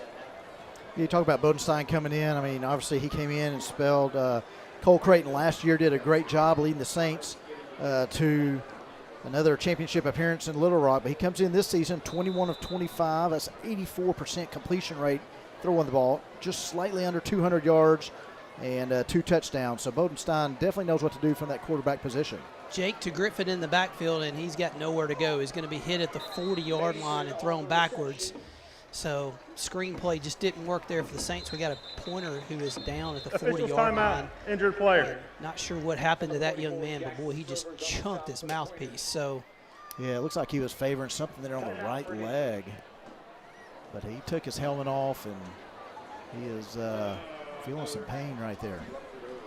While they tend to the injured player for Van Buren, we'll give you some of the other Super Saint level sponsors of 2025 Shiloh Christian Football. Starwood Customs, the teamwork core value signs by the Creighton family. Colonial Hills Landscape, Eclipse Construction, Daisy Outdoor Products, Jetson Covington, Williams Tractor, TRS Healthcare, Paint Innovators Incorporated, Impressions Online Boutique, Harris CPAs LLC, Old Key Construction, ERC Companies, Wild Birds Unlimited, Tesseract Fab LLC, the For the Kids Scholarship Program, and Nordic Cause. Some of our Super Saint level sponsors of Shiloh Christian Football. And while we tend to the player who is down right now for Van Buren, let's look kind of across the way, the 6A East, which is what the obviously West members would be kind of matched up with in the playoffs. Right now, Benton and Sylvan Hills are both 5-1 in conference play going into the game tonight. Now, Sylvan Hills beat Benton head-to-head, so if the Bears can win their game tonight, and they are on the road at Little Rock Catholic, should be a heavy favorite there. But if Sylvan Hills can win that game, they would be the 1 seed from the East, and Benton, as they would have the tiebreaker over El Dorado or Marion, would fall to the 2.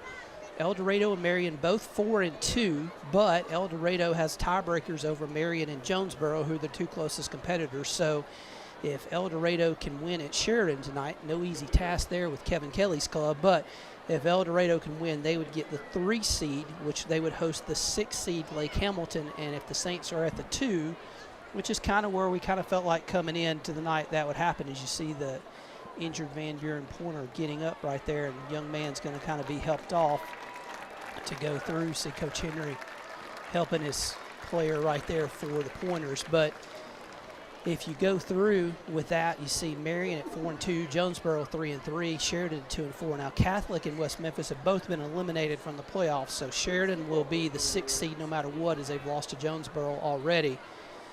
Looking at that, so a likely scenario for the Saints again next week, if things play out, they would have a bye week, and then 2 weeks from today they would play the winner of El Dorado, who would be at home against Lake Hamilton, and then you're likely, if the chalk holds so to speak, you would go to Sylvan Hills.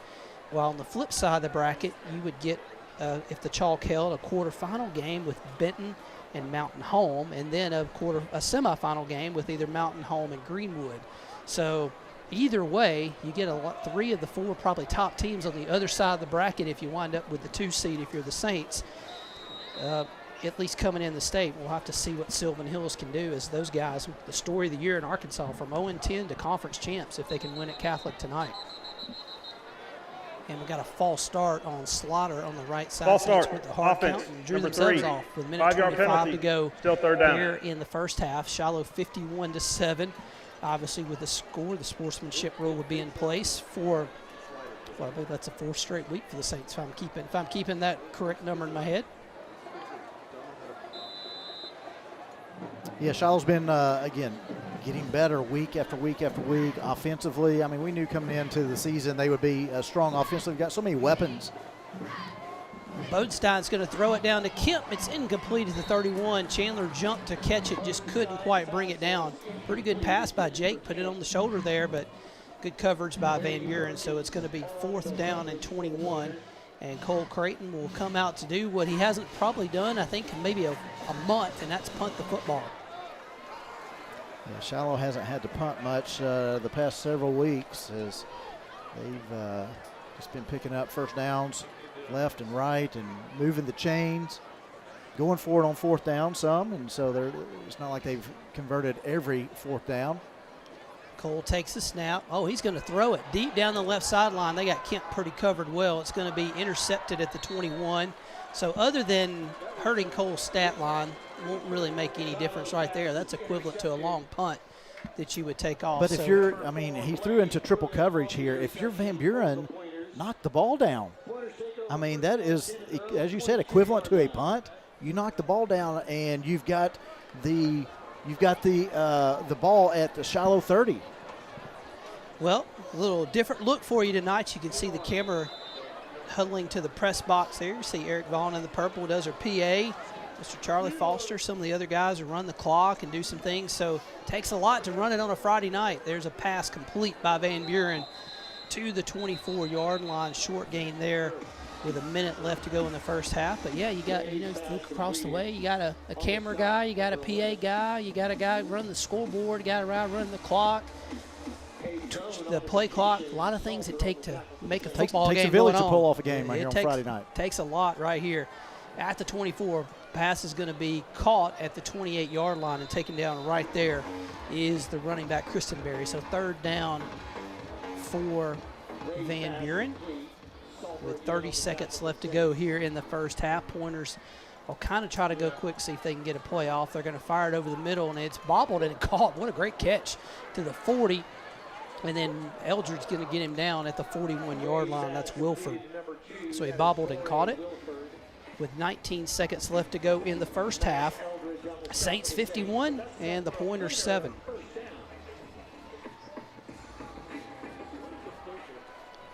It's going to be a shotgun formation, empty backfield for Williford. Quads to the left. He's going to throw a deep bomb down to the right, and it's incomplete at the 25-yard line.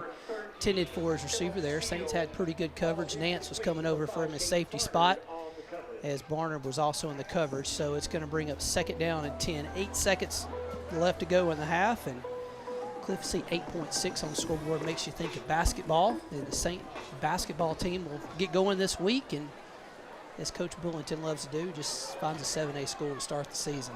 He is not scared to play, folks. Screen coming, and the pass is caught, breaks a tackle, and then Rowe chops him down at midfield as Christenberry, and that will end the first half.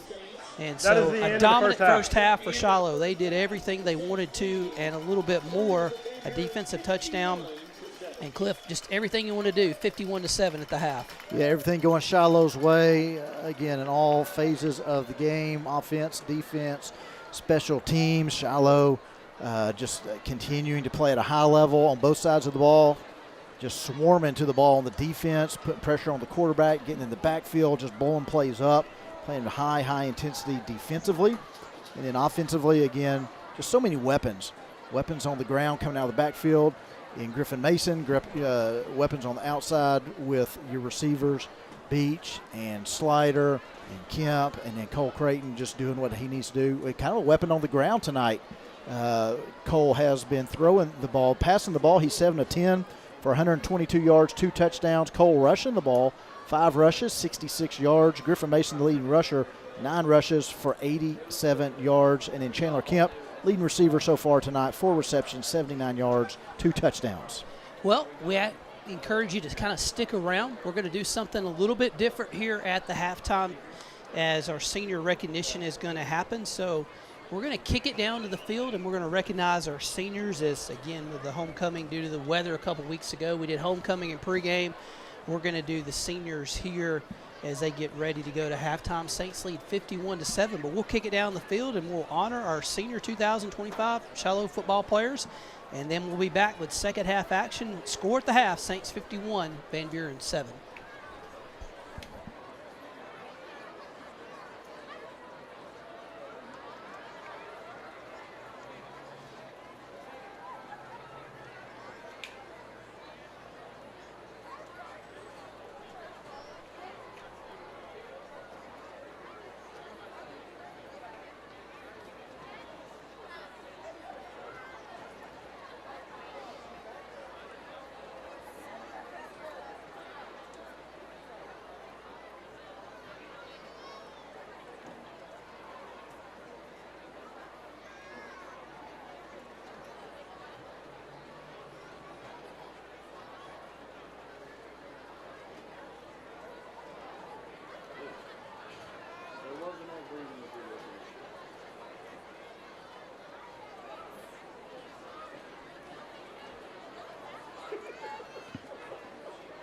Please welcome to the field the class of 2026 senior football players. Number 3, wide receiver Zane Slider. Son of Charles and Christina Slider, Zane plans to attend the University of Arkansas. Number 4, cornerback Alexander Salter. Son of Justin Salter and Susan Sherritts. Xander plans to play baseball at the University of Central Arkansas.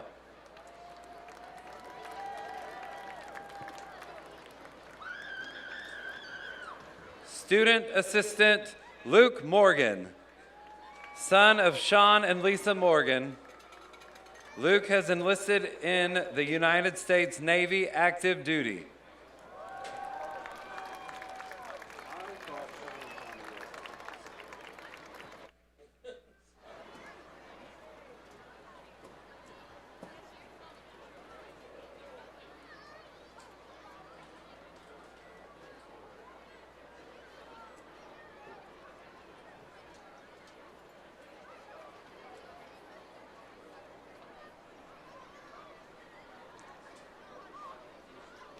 Number 11, wide receiver Chandler Kemp, son of Jeff and Beth Kemp. Chandler plans to play baseball at the University of Central Arkansas.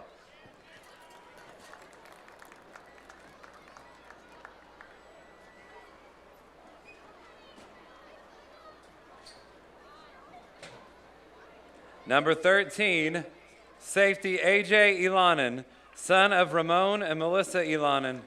AJ plans to play baseball at the University of Central Oklahoma.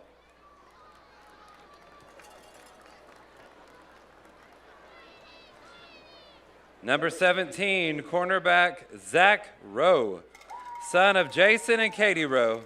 Zachary plans to attend the University of Arkansas.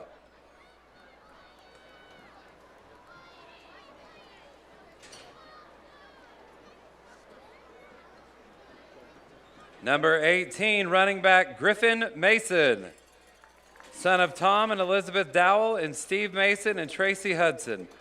Griffin plans to play football at Harding University.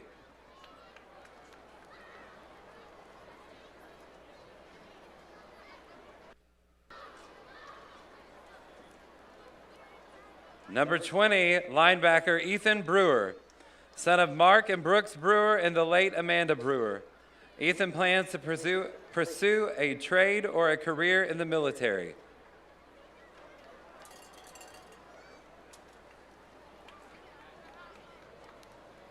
Number 52, offensive lineman and defensive linebacker Mason Mounts, son of Jereb Mounts and Haley Mounts. Mason plans to play baseball and pursue a degree in finance.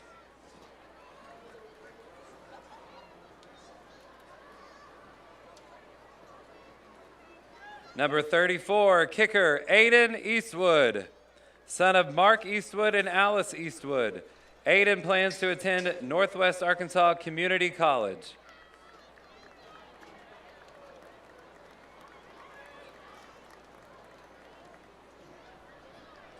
Number 44, defensive lineman Aiden Pullen, son of Christopher and Christy Pullen.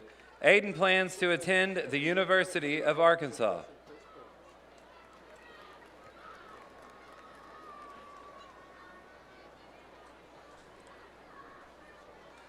Number 58, offensive lineman Bowen Gillison, son of Lloyd and Hope Gillison.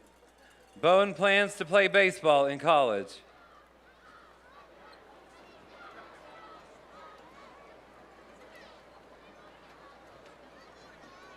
Number 65, offensive lineman Maddox Wellborn, son of David and Amy Wellborn. Maddox plans to play football at the University of Pennsylvania.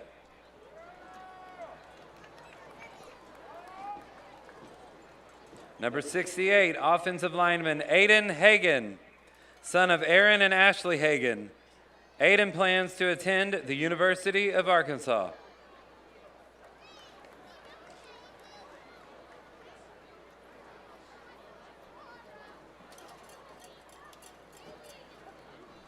Number 90, defensive lineman Xander Hernandez, son of Eric and Raquel Hernandez. Xander plans to pursue a degree in welding.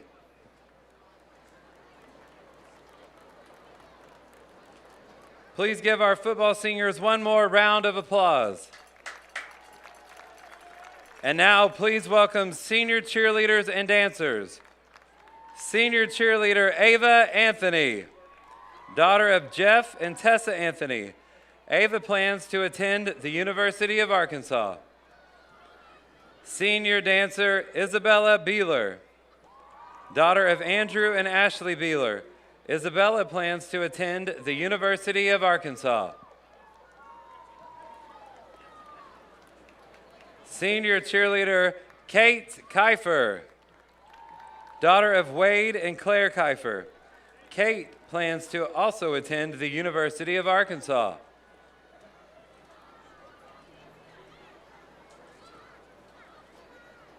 Senior dancer Alexis Lee, daughter of Travis and Jennifer Lee. Alexis plans to attend the University of Arkansas.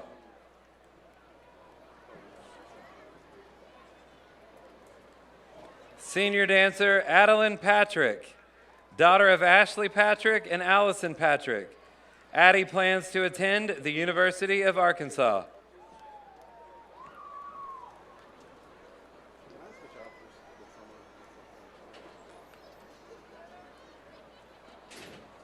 Senior cheerleader Lily Teasy, daughter of Aaron and Brenda Teasy.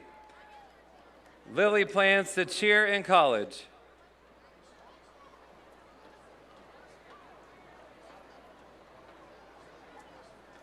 Senior cheerleader Emily Williams, daughter of Brian and Holly Williams. Emily plans to attend Palm Beach Atlantic University.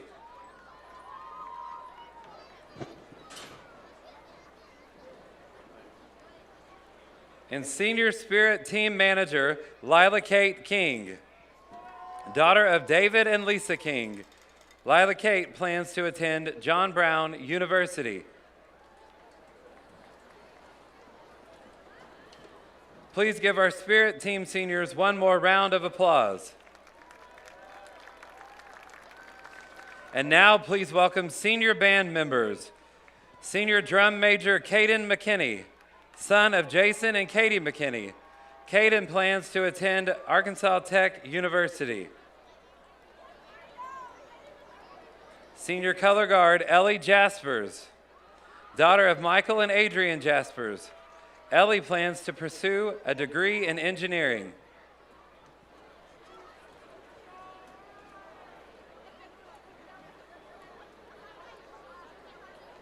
Football filmer and senior trumpet Ace Katzer, son of Cody and Wynn Katzer. Ace plans to attend Northwest Arkansas Community College. Please give our band seniors one more round of applause.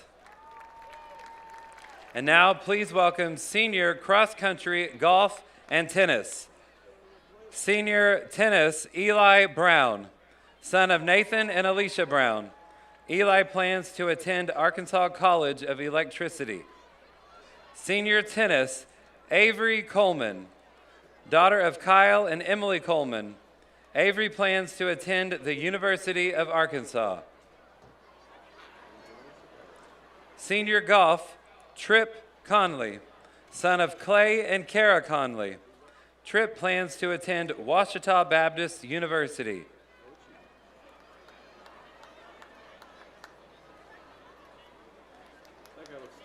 Senior cross country and senior golf, Ava Claire Denton, daughter of Justin and Meredith Denton. Ava Claire plans to attend Mississippi State University.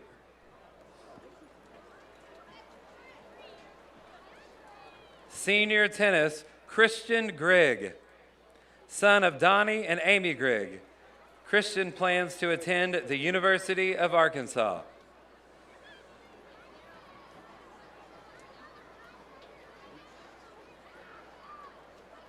Senior tennis, Holland Henry, daughter of Lance and Crystal Henry.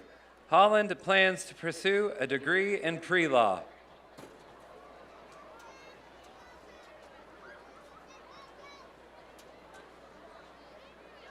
Senior golf, Kai Holland, son of Scott and Kelly Holland.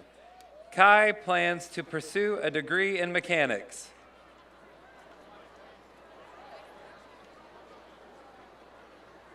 Senior cross country, Jack Ho, son of JC and Christy Ho. Jack plans to attend the United States Naval Academy.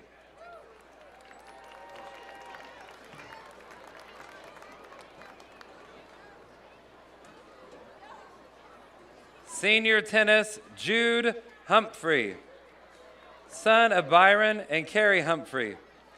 Jude plans to attend the University of Arkansas.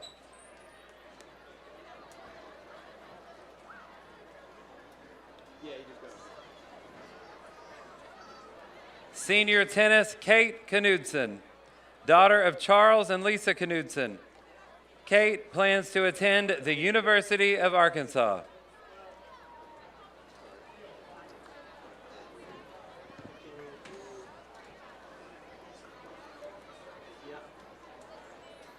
Senior tennis, Olivia Lowry, daughter of Ben and Rebecca Lowry. Olivia plans to pursue a degree in nursing.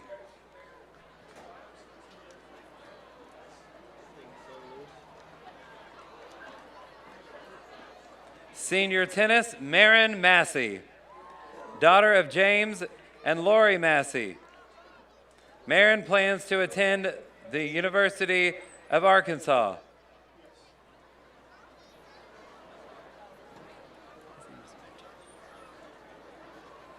Senior tennis, Abigail Rich, daughter of Michael and Dana Rich. Abigail plans to attend Arkansas Tech University.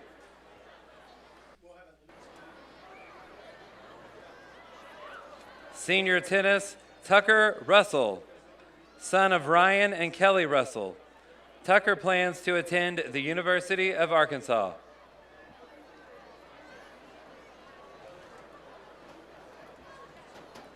Senior golf, Zachary Schisler, son of John Schisler and the late Heather Schisler. Zachary plans to attend the University of Arkansas.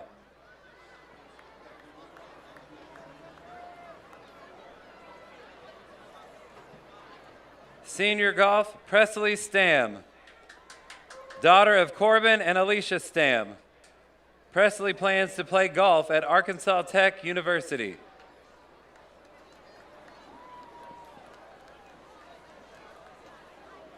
Senior tennis, Carson Stoyanov, daughter of Jason and Amy Stoyanov. Carson plans to attend the University of Arkansas.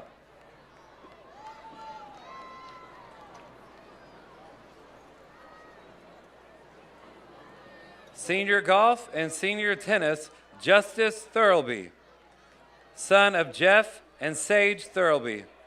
Justice plans to pursue a degree in engineering.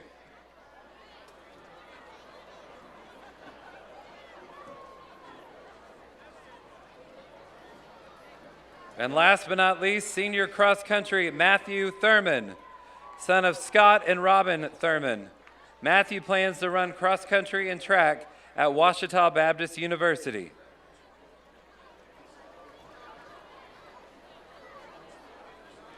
Please give our cross country, golf, and tennis seniors one more round of applause. We are proud of all of our 2026 seniors.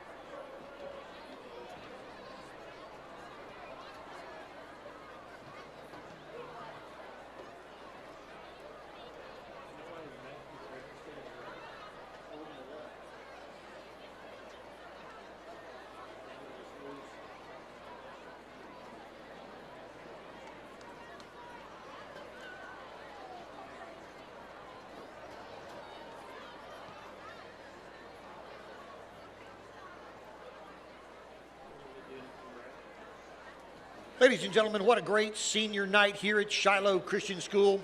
We want to remind you to be sure and visit the concession stand tonight. We've got all your favorites over there, including McAllister Sweet Tea, Chick-fil-A sandwiches and nuggets, hamburgers, hot dogs, double doozy cookies for sale. Cash and credit cards are accepted at the concession stand. We'll see you over there. After you're done at the concession stand, head on over to the Spirit Store. It's open and located to the right as you enter the stadium. We've got lots of fan gear and swag available, to be sure. And stop by and check it out.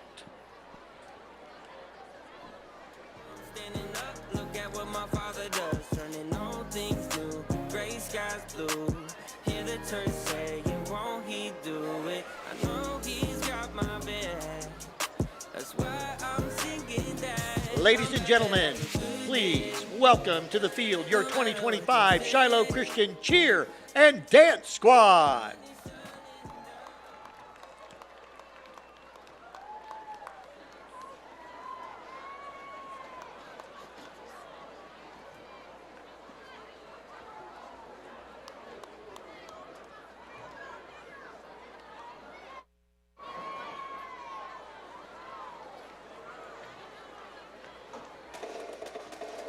and gentlemen, bring them out, bring them out. Bring them out, bring them out. Bring them out, bring them out, bring them out, bring them out. Swizzy. Bring them out, bring them out. Bring them out, bring them out. Bring them out, bring them out. Hey, T.I.P. coming live from the VO. T.I.P. coming live from the VIP. Heard the feds in the state wanna see about me. The whole city got berserk, he got 3. The other still piling money stacked taller than Shaq now. Still push a button to let the roof on the back down. I'm on the road doing shows, put my neck down. Mic check, 1 2 1 2. Let's go. Got the crowd yelling, bring them out, bring them out. All my hot girls yelling, bring them out, bring them out. All the dope boys yelling, bring them out, bring them out. From the back they yelling, bring them out, bring them out. Hands in the air now, hands in the air now. Let's go. Hands in the air now, hands in the air now.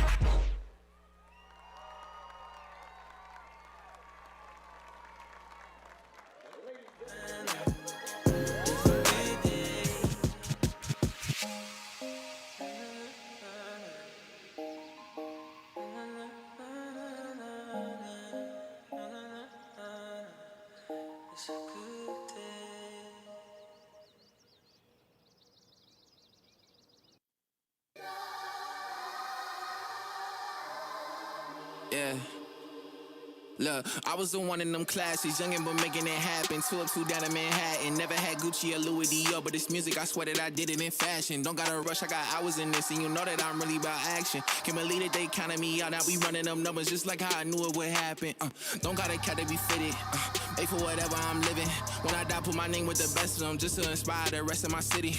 They don't know what we had to endure. Youngin' was sleeping on 4s, went to all states, but God had us insured. Rapping that Boys and Girl Club on the tour. Around the same time, parents got a divorce. Honestly, what really made me mature? We had to pick lots just to get to the door. They hate and say, Diddy, they know I'm a bad boy. I've been on since I was 16. They was hot, they been losing they steam. I was quiet, she thought I was shy. Went from watching the throne to being the king, yeah. Came from the bottom, yeah, I paid the price, they couldn't afford it, yeah. I had to build from the ground, I never could let them destroy it, They said that they hard, ain't cover my cough, it's a hole in their story, yeah. I'm living my dream, I gotta thank God and give him the glory, yeah. Came from the bottom, yeah, I paid the price, they couldn't afford it, I had it built from the ground, I never could let them destroy it, They said that they hard, ain't come from my cloth, it's a hole in their story, yeah. I'm living my dream, I gotta thank God and give him the glory. Look, y'all OGs not leading the way, I swear they just getting y'all way. I remember when Toe gave the platform and gave me the power, I almost got carried away. It was major when I got a minor verse, if I could be honest, that's back when he gave me the game. All the ones that was hating, they looking like Jordan, cause they just been fading away. I gotta thank God, cause I don't look like what I've been through. VA the fault that I tend to. No, I skate when I give them this new. They know I'm a bad boy. They tryna keep up. They huffing and puffing. We made it from scratch, from nothing to something. I'm loving the person life got me becoming. I got my rib when I'm hitting my prime. I know a lot at stake. Can't hate it or love it. It's not a game. I'm living with Elvis, Selena, Grace. Look, I'm living my dream, so I smile. We went from pennies to proud. Remove all the stains, so I stay with a shout. Get used to the kid, cause I'm sticking around. You did? Came from the bottom, yeah. I paid the price. They couldn't afford it, yeah. I had it built from the ground, I never could let them destroy it, They said that they hard, ain't cover my cough, it's a hole in their story, yeah. I'm living my dream, I gotta thank God and give him the glory, yeah. Came from the bottom, yeah, I paid the price, they couldn't afford it, I had it built from the ground, I never could let them destroy it, They said that they hard, ain't cover my cough, it's a hole in their story, yeah. I'm living my dream, I gotta thank God and give him the glory.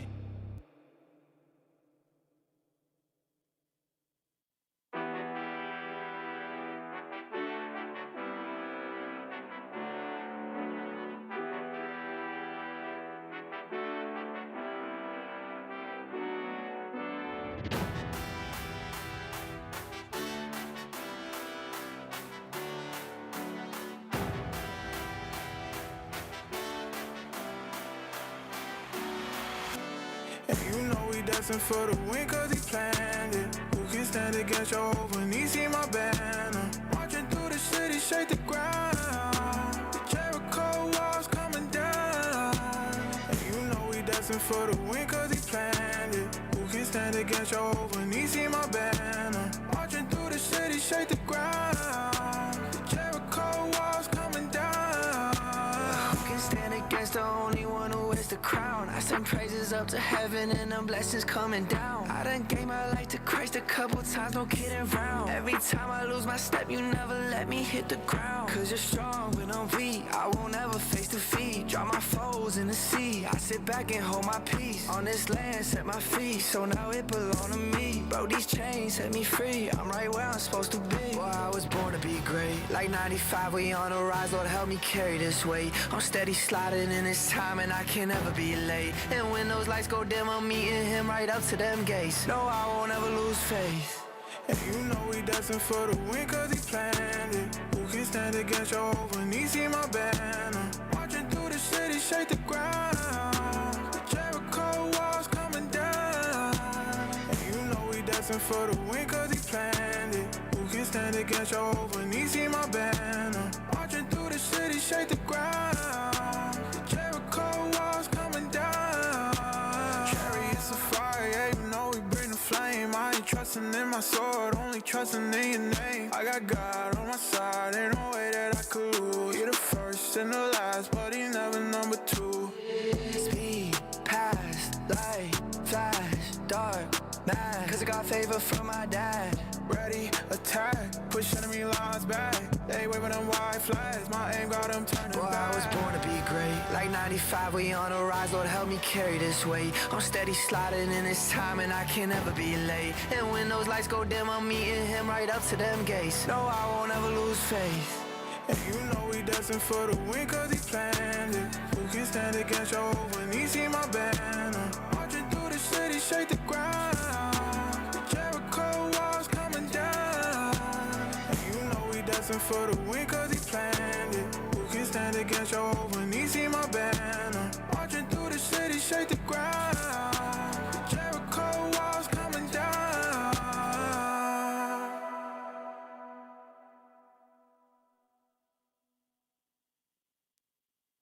I was down, but now I'm up. Yeah, this all God, this ain't no luck.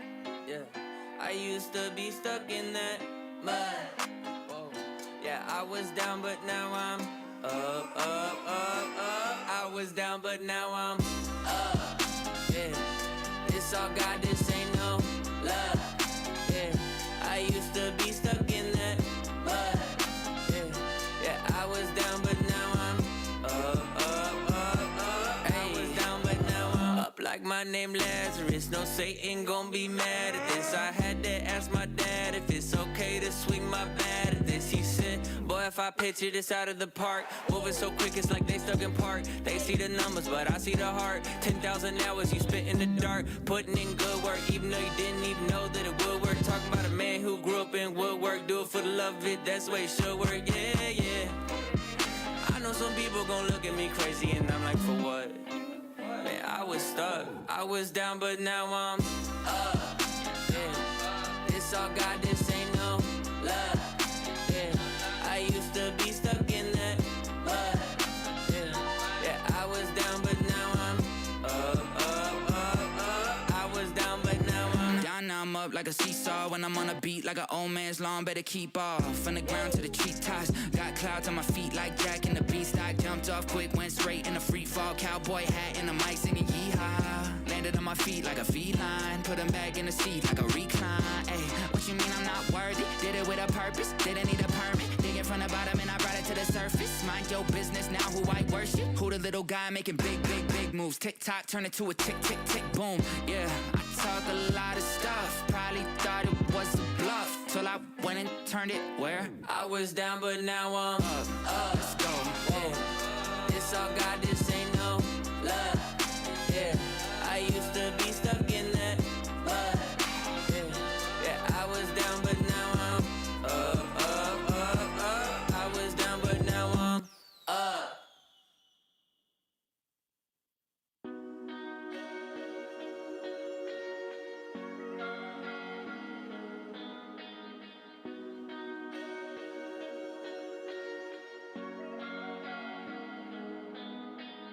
I was in a dark place, listening to dark days, in a prison of my mind. Stuck inside the fast lane, always unattached, and about ready to end my time. Until you came and found me. the truth. That everything around me was made to worship you. 'Cause life is good, and it keeps getting better. Why would I be stressed when I know who made the weather good? And it keeps getting greater. Why would I be stressed about some stuff that happens later? I'm not sad today. Every day with you is like Saturday. It's good, and it keeps getting better. Why would I be stressed when you work all things together? Welcome you back. We're about ready to kick off the second half of action. Saints lead 51-7 over the Van Buren Pointers as Shiloh will receive the second half kickoff. And Cliff, as we jump back into action, just dominant performance. Van Buren had one drive for a good touchdown pass. That was it in the first half. Yeah, Shiloh again dominating on both sides of the ball, special teams, offense, defense, everything going their way. They've scored on their first 6 drives. They had a 7th drive that they did a fake punt. Cole threw an interception there, so I'm not really necessarily going to count that. Shiloh had a pick 6, so things going right for the Saints in the first half. Slider's going to take the kick to the 20, gets outside to the 25, turns a corner to the 30, to the 35, and then he's going to be knocked over there as we got players flying all over the sidelines, but good return by Slaughter. We also have an injured Van Buren player at the 29-yard line, so you'll see our training staff run out there and check on the Van Buren Pointer, who's down 11:38 to go. And we'll have a running clock here in the second half. Is something you can see the Van Buren players a little concerned about their player. They're asking their training staff to come over here. But, Cliff, as you see, again, we'll have the running clock here in the second half. But, you know, the first half we talked about just Saints being efficient on offense, scored on every possession except for the fake punt that we ran, just total dominance. Yeah, absolutely. And, you know, I look again here at the drive chart, and all the drives are just real short drives. The longest drive they had all night, scoring drive, was the first drive of the night. That was 3 minutes. All the other drives really right around that 1 minute mark. And so just, again, if you watch Shiloh football week in and week out, you know year in and year out the offensive weapons that the Saints bring to the field, you know, the offensive scheme they bring to the field. They can strike quick. They can run the clock if they need to. They can strike quick on the ground. They can strike quick in the air. And tonight it's been a combination of both. Last week at Lake Hamilton, it was really through the air with Cole Creighton throwing for over 500 yards. Well, tonight it's been just kind of a mixture. Like I said, 122 yards in the air, but about 140 on the ground. So very balanced offense scheme tonight for the Saints. So Bodenstein's going to hand it off on first down. You're going to see a whole lot of youngsters in here in the second half for the Saints. We got Jonah Mabry out here at receiver right there. That was number 28, Will Fryer, who took the carry. You see also out there on the field Weston Huckabee, number 10, who's kind of subbed in a good bit for the Saints as well. Number 7, Landon Sabatini at receiver. So there's some of your specialists. And got some big guys, new guys up front as well that will be kind of blocking for the Saints. So Bodenstein back to pass. He's going to fire it out the flat, intended for Mabry, incomplete at the 45-yard line. So not sure what the miscommunication there was between quarterback and wide receiver, but with some different guys on the field, you'll see some of that. But 3rd down and 9 coming up for the offense. First possession of half number 2, 51-7 lead for the Saints. So I came into the game saying Cole Creighton needed 169 yards just past the 3,000-yard passing mark on the season. Looks like Cole will probably be out the rest of the night. He finished with 122, so he's 47 yards short of that milestone mark. Quarterback Bodenstein, he's going to be sacked back at his own 25-yard line. So good defensive first possession for the Van Buren defense, and they've got another injured player down at the 30-yard line holding his knee. So hope that guy is okay. The previous injured player was number 3, Talon Jones, who's done most of the kickoff returning for Van Buren. This injured player is number 7, Jace Ponders, senior linebacker. So hate to see any player get injured, but definitely not a senior player for Van Buren. So quick update from Mountain Home. They trail Greenwood 21-0. That game is midway through the 3rd quarter in Mountain Home. So far, the Bombers offense just has not been able to get going. And another update on the game we want to kind of keep watching some eyes on there in the third quarter down in Little Rock. And Sylvan Hills has a 29-15 lead over Catholic. So that game's still remotely close.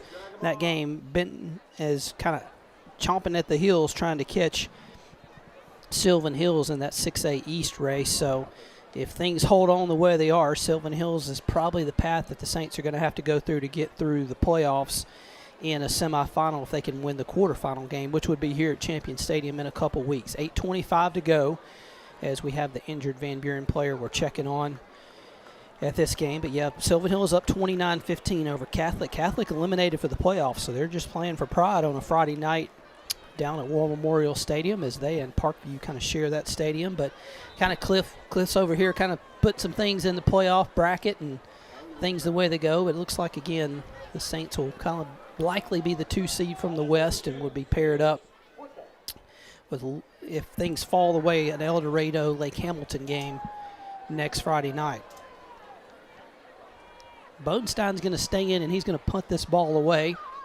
So Jake on fourth down will punt as the clock will start back up and continuously run here. Jake takes a snap and kicks it away. And it's going to hit around midfield and kind of roll backwards. Saints will down it at the 47. So there's a flag down at the 32, kind of in the area of holding. So we'll see if that's what it is as the officials will discuss. But there is no foul on the play. First down, Van Buren. Pick up the penalty. Maybe just fell out of his pocket. We'll take it. So, or it could be Cliff. The officials looked at the school board and said, I think we can pick this one up, guys. We're okay. So at the 47s where Van Buren takes over, it looks like the Pointers are going to do the same thing the Saints did. They've got a lot of young guys back in. They're going to go with a different quarterback. It's going to be Tristan Ray. He's a senior backup quarterback, so he's going to get some playing time. They'll put some youngsters out. So both teams kind of playing some young guys here in the second half, and JV season will kind of be over with for both of these teams. So a chance for these guys to get meaningful reps as a handoff on first down to the 42-yard line for Van Buren on that carry. They'll pick up 5, so 2nd and 5 coming up.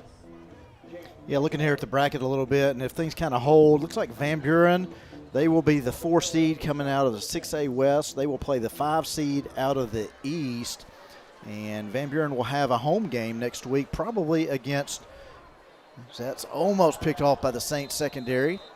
Looks like Van Buren may play host to Jonesboro, and then they would go on the road in the second round and potentially play East number 1, which should be Sylvan Hills, potentially, or Benton, but probably Sylvan Hills there. So it would be great if these Pointers were to go on the road and maybe upset a team and come back help Shiloh out here and give us a home game. Hey, that happened a year ago. They upset Marion to get here. Saints would have had that home game regardless. There's a pass on the screen. It's bobbled and then called at the 42 and then down right there at the 41-yard line. Max Eldridge is going to make the tackle, so it's going to be 3rd down. Saints a little bit of a mix right now. Some starters out there on defense. I say 3rd down, it's going to be 4th down, but some starters on defense along with some youngsters out there. See Beckham Floyd on the field, Cooper Croft on the field. We got a lot of guys out there that normally play JV ball and have done a great job on Monday nights. They did not have a JV game this past Monday, so it's good for these guys to get some action here on Friday night. At the 41, Ray's going to throw. It's tipped and incomplete as he tried to hit his man on the crossing route at the 36-yard line. So the pass falls incomplete. It's a turnover on downs for Van Buren. The Saints offense will come back out. Again, clock running, 5:36 to go here in the third quarter. But, Van Buren, as they mentioned, Cliff, they'll be the 4 seed out of the West and host Jonesboro. Watched Jonesboro and Sylvan Hills a couple weeks ago, and I will tell you that Jonesboro defensive line is legitimate, man. They were good. So it'll be a tough offensive line for Van Buren. Will have their hands full with Jonesboro. But, really, when I think about the East teams, Billy, I feel like they, size-wise, will be bigger than the West teams. I'm talking guys on the lines, the beefiness, the size, 6'2", 280 guys, whereas we may have guys here in the West. I know as the pass was incomplete there by Bodenstein, but, Greenwood's got some big guys, and there's some scattered big guys on teams here in the western part of the state. But, man, I just feel like like you said, Sylvan Hills, Jonesboro, El Dorado, Marion, those teams, they've got some big-time athletes. And whoever comes up here, we're kind of projecting El Dorado. I mean, that's a trip across the state to get up here. Home field advantage Shiloh for sure. But Saints have to go out and really win that game. El Dorado's going to come up here with a good team. At the 41, Bodenstein throws behind his man, incomplete. Intended for Will Fryer at the 46-yard line. So junior quarterback to sophomore running back right there. But, yeah, you'll see that El Dorado and Lake Hamilton game next week, and the winner would come here, assuming both of those teams take care of business tonight in their games. We've got Cliff looking up scores over here, so maybe he can catch an El Dorado score update for us. El Dorado obviously is down in South Arkansas, so they would have a long trip up there at Sheridan tonight. So I can assure you one thing, the school board in Sheridan better be working tonight, because it will see some points put up in that game. Back to pass as Bodenstein fires in the middle. It's going to be incomplete at the 48-yard line. Of course, Sheridan coached by Kevin Kelly, so they do the onside kicks. They don't punt, so you typically see very unique scores for that game. Yeah, and I see a score right here, El Dorado Sheridan. El Dorado up 42-23 in the third quarter, 42-23. So it looks like unless Sheridan does something here, El Dorado will move on and take that spot as we're talking about here. Southside up on Salem Springs, 21-14. Greenwood still up 21-0. Well, Lake Hamilton. I mean, you saw what Shiloh did to Lake Hamilton last week. They are up on Russellville, 54-8. Wow, Lake Hamilton taking it out. Just tough season there for my Cyclones. And looking here, Fayetteville all over Springdale Harbor here in northwest Arkansas. Bentonville West, pretty good game. Bentonville up 20-10. And Rogers all over Rogers Heritage, 42-7. Conway and Bryant tied 14-14. That is going to decide the 7A Central. Both very good teams. And talking about 7A, Billy, everything, we can kind of project what the playoffs look like for Shiloh in the weeks ahead, but let's talk about the year ahead. These Saints, if they win a playoff game as things stand right now, as you see the completion out to the right side, Shiloh makes the tackle for a minimal game there for the Pointers. But as you look ahead, everything pointing towards Shiloh winning a playoff game and getting bumped up to 7A and playing the Fayettevilles, the Bentonville, Rogers, Springdales next season. So, boy, we will have an interesting look next year if all that comes to fruition. And it'll be fun on Friday nights here at Champion Stadium, welcoming some new teams and going to some new teams too. But, man, the travel. It'll be staying awesome. here in northwest Arkansas.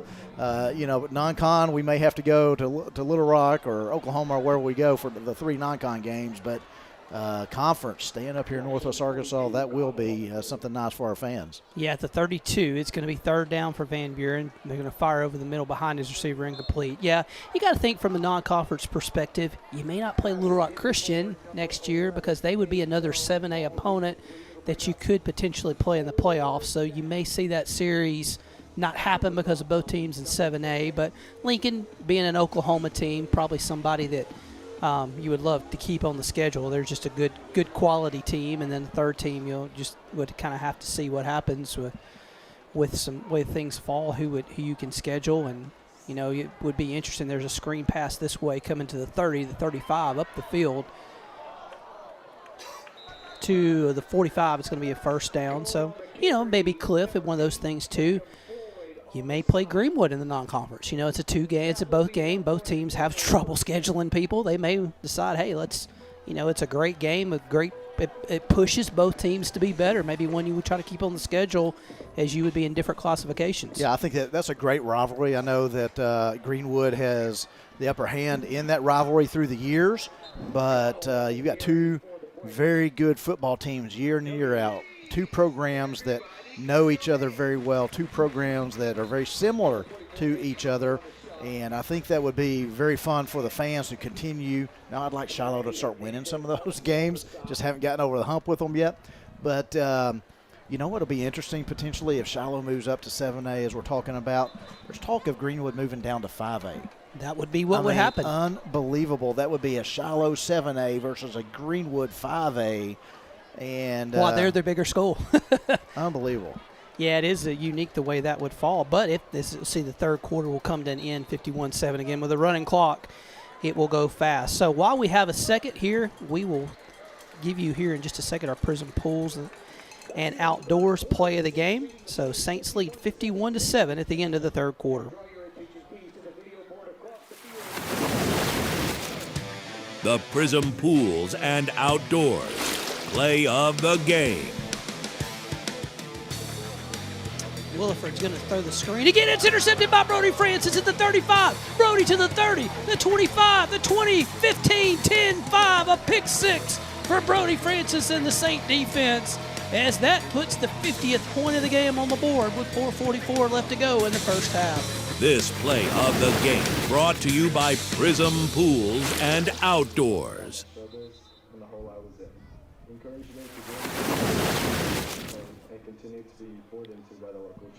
That's our Prism Pools and Outdoors play of the game. Saints lead Van Buren 51-7 as we get ready to start the fourth quarter.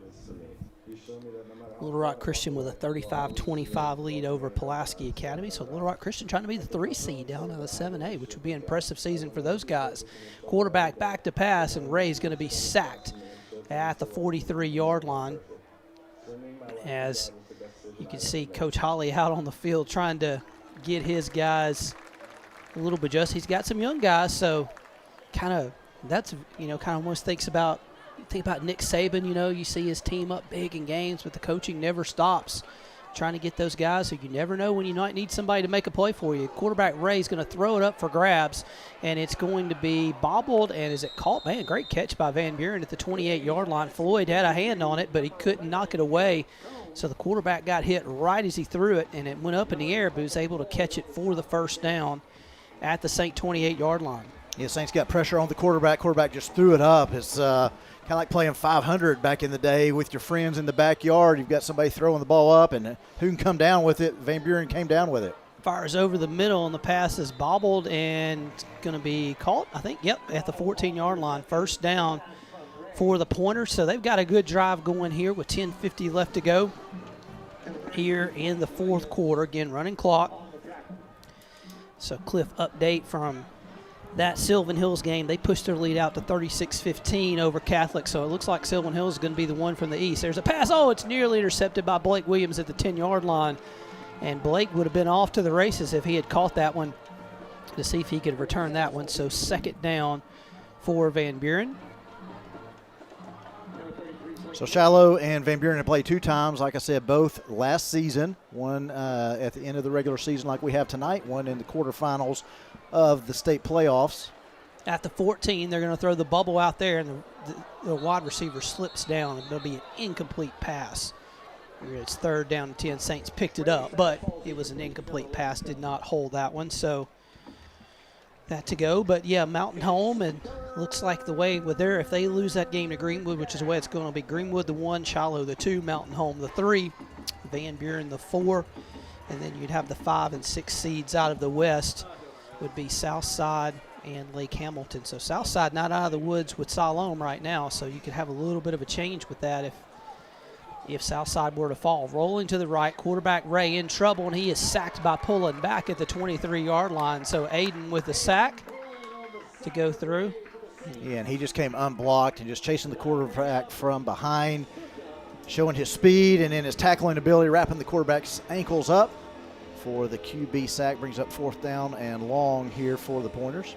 But what was I saying? Well, we got a 51-7 score tonight. The 2 games last year, you average those 2 scores, and Shiloh outscored Van Buren 50-21. So we're very similar to what those 2 scores were last year. Ray got a man open in the end zone, but it's intercepted at the 1-yard line as Barnard picked it off. So he had a man open, but Tate says, I got this, and he picks it off. Saints are going to start backed up at their own 1, but another interception. Yeah, and again, just pressure on the quarterback. Quarterback just throwing it up for grabs. They felt the pressure in the backfield Van Buren has all night long, so give credit to the Saint defense, just keeping the intense pressure up. Again, pressure that has just been building week after week after week. I didn't know if we could see anything better than we saw last week at Lake Hamilton, but Man, these Saints have just continued to play at a high level defensively, swarming all over the field, making tackles, making hits, not just making the tackle, but making hits, making your opponent feel it. At the 1, Bodenstein quick out. It's going to be bobbled and incomplete. Huckabee at the 7 couldn't haul it in as we hit the 8-minute mark of the second quarter. But, Cliff, one thing, you look at this being the last regular season game, Saints had to make 2 3.5-hour road trips. That's a little unusual for high school football. Won 72-0, and then just had a running clock in the second half at Lake Hamilton. They took a little bit of adversity and difficulty and just respected and dominated it. And I think you made the comment last week. You see the snap to Bodenstein here. They're going to hand it off. The Saints trying to get it out of the end zone. They'll get it up to about the 3. They'll get a couple yards there, but it'll be 3rd and long. I think you said this last week that maybe all of our away games should be 3.5, 4 hours away because it has brought out the best in the Saints all across the field. And those 2 games in particular, like you said, Oklahoma City area at Bethany, and then last week at Lake Hamilton, the bus ride did not affect the team at all. So maybe it's the meal that the coaches provided for them on the way down to those locations. Maybe it's just a little more time together as a team and get out of school earlier, and let's go ahead and focus earlier in the day on the game. Pass caught by Huckabee. He's going to have the first down to the 15, and Weston breaks another tackle, just can't get him on the ground. Huckabee's going to get up to around the 15-yard line, but a first down as he'll move the chains there with 6:48 left to go. There may be something to that, for real. I mean, I know I just kind of flippantly said that, but as I think about it, these guys go to school, and I'm not sure what time they get out on Fridays. You've got pep rally, and there's just some other things when you're having a home game, other extracurricular things you've got between your school day and kickoff. Well, you think about a long road trip, you leave earlier in the day, you are together as a team, coaching staff, everybody's together.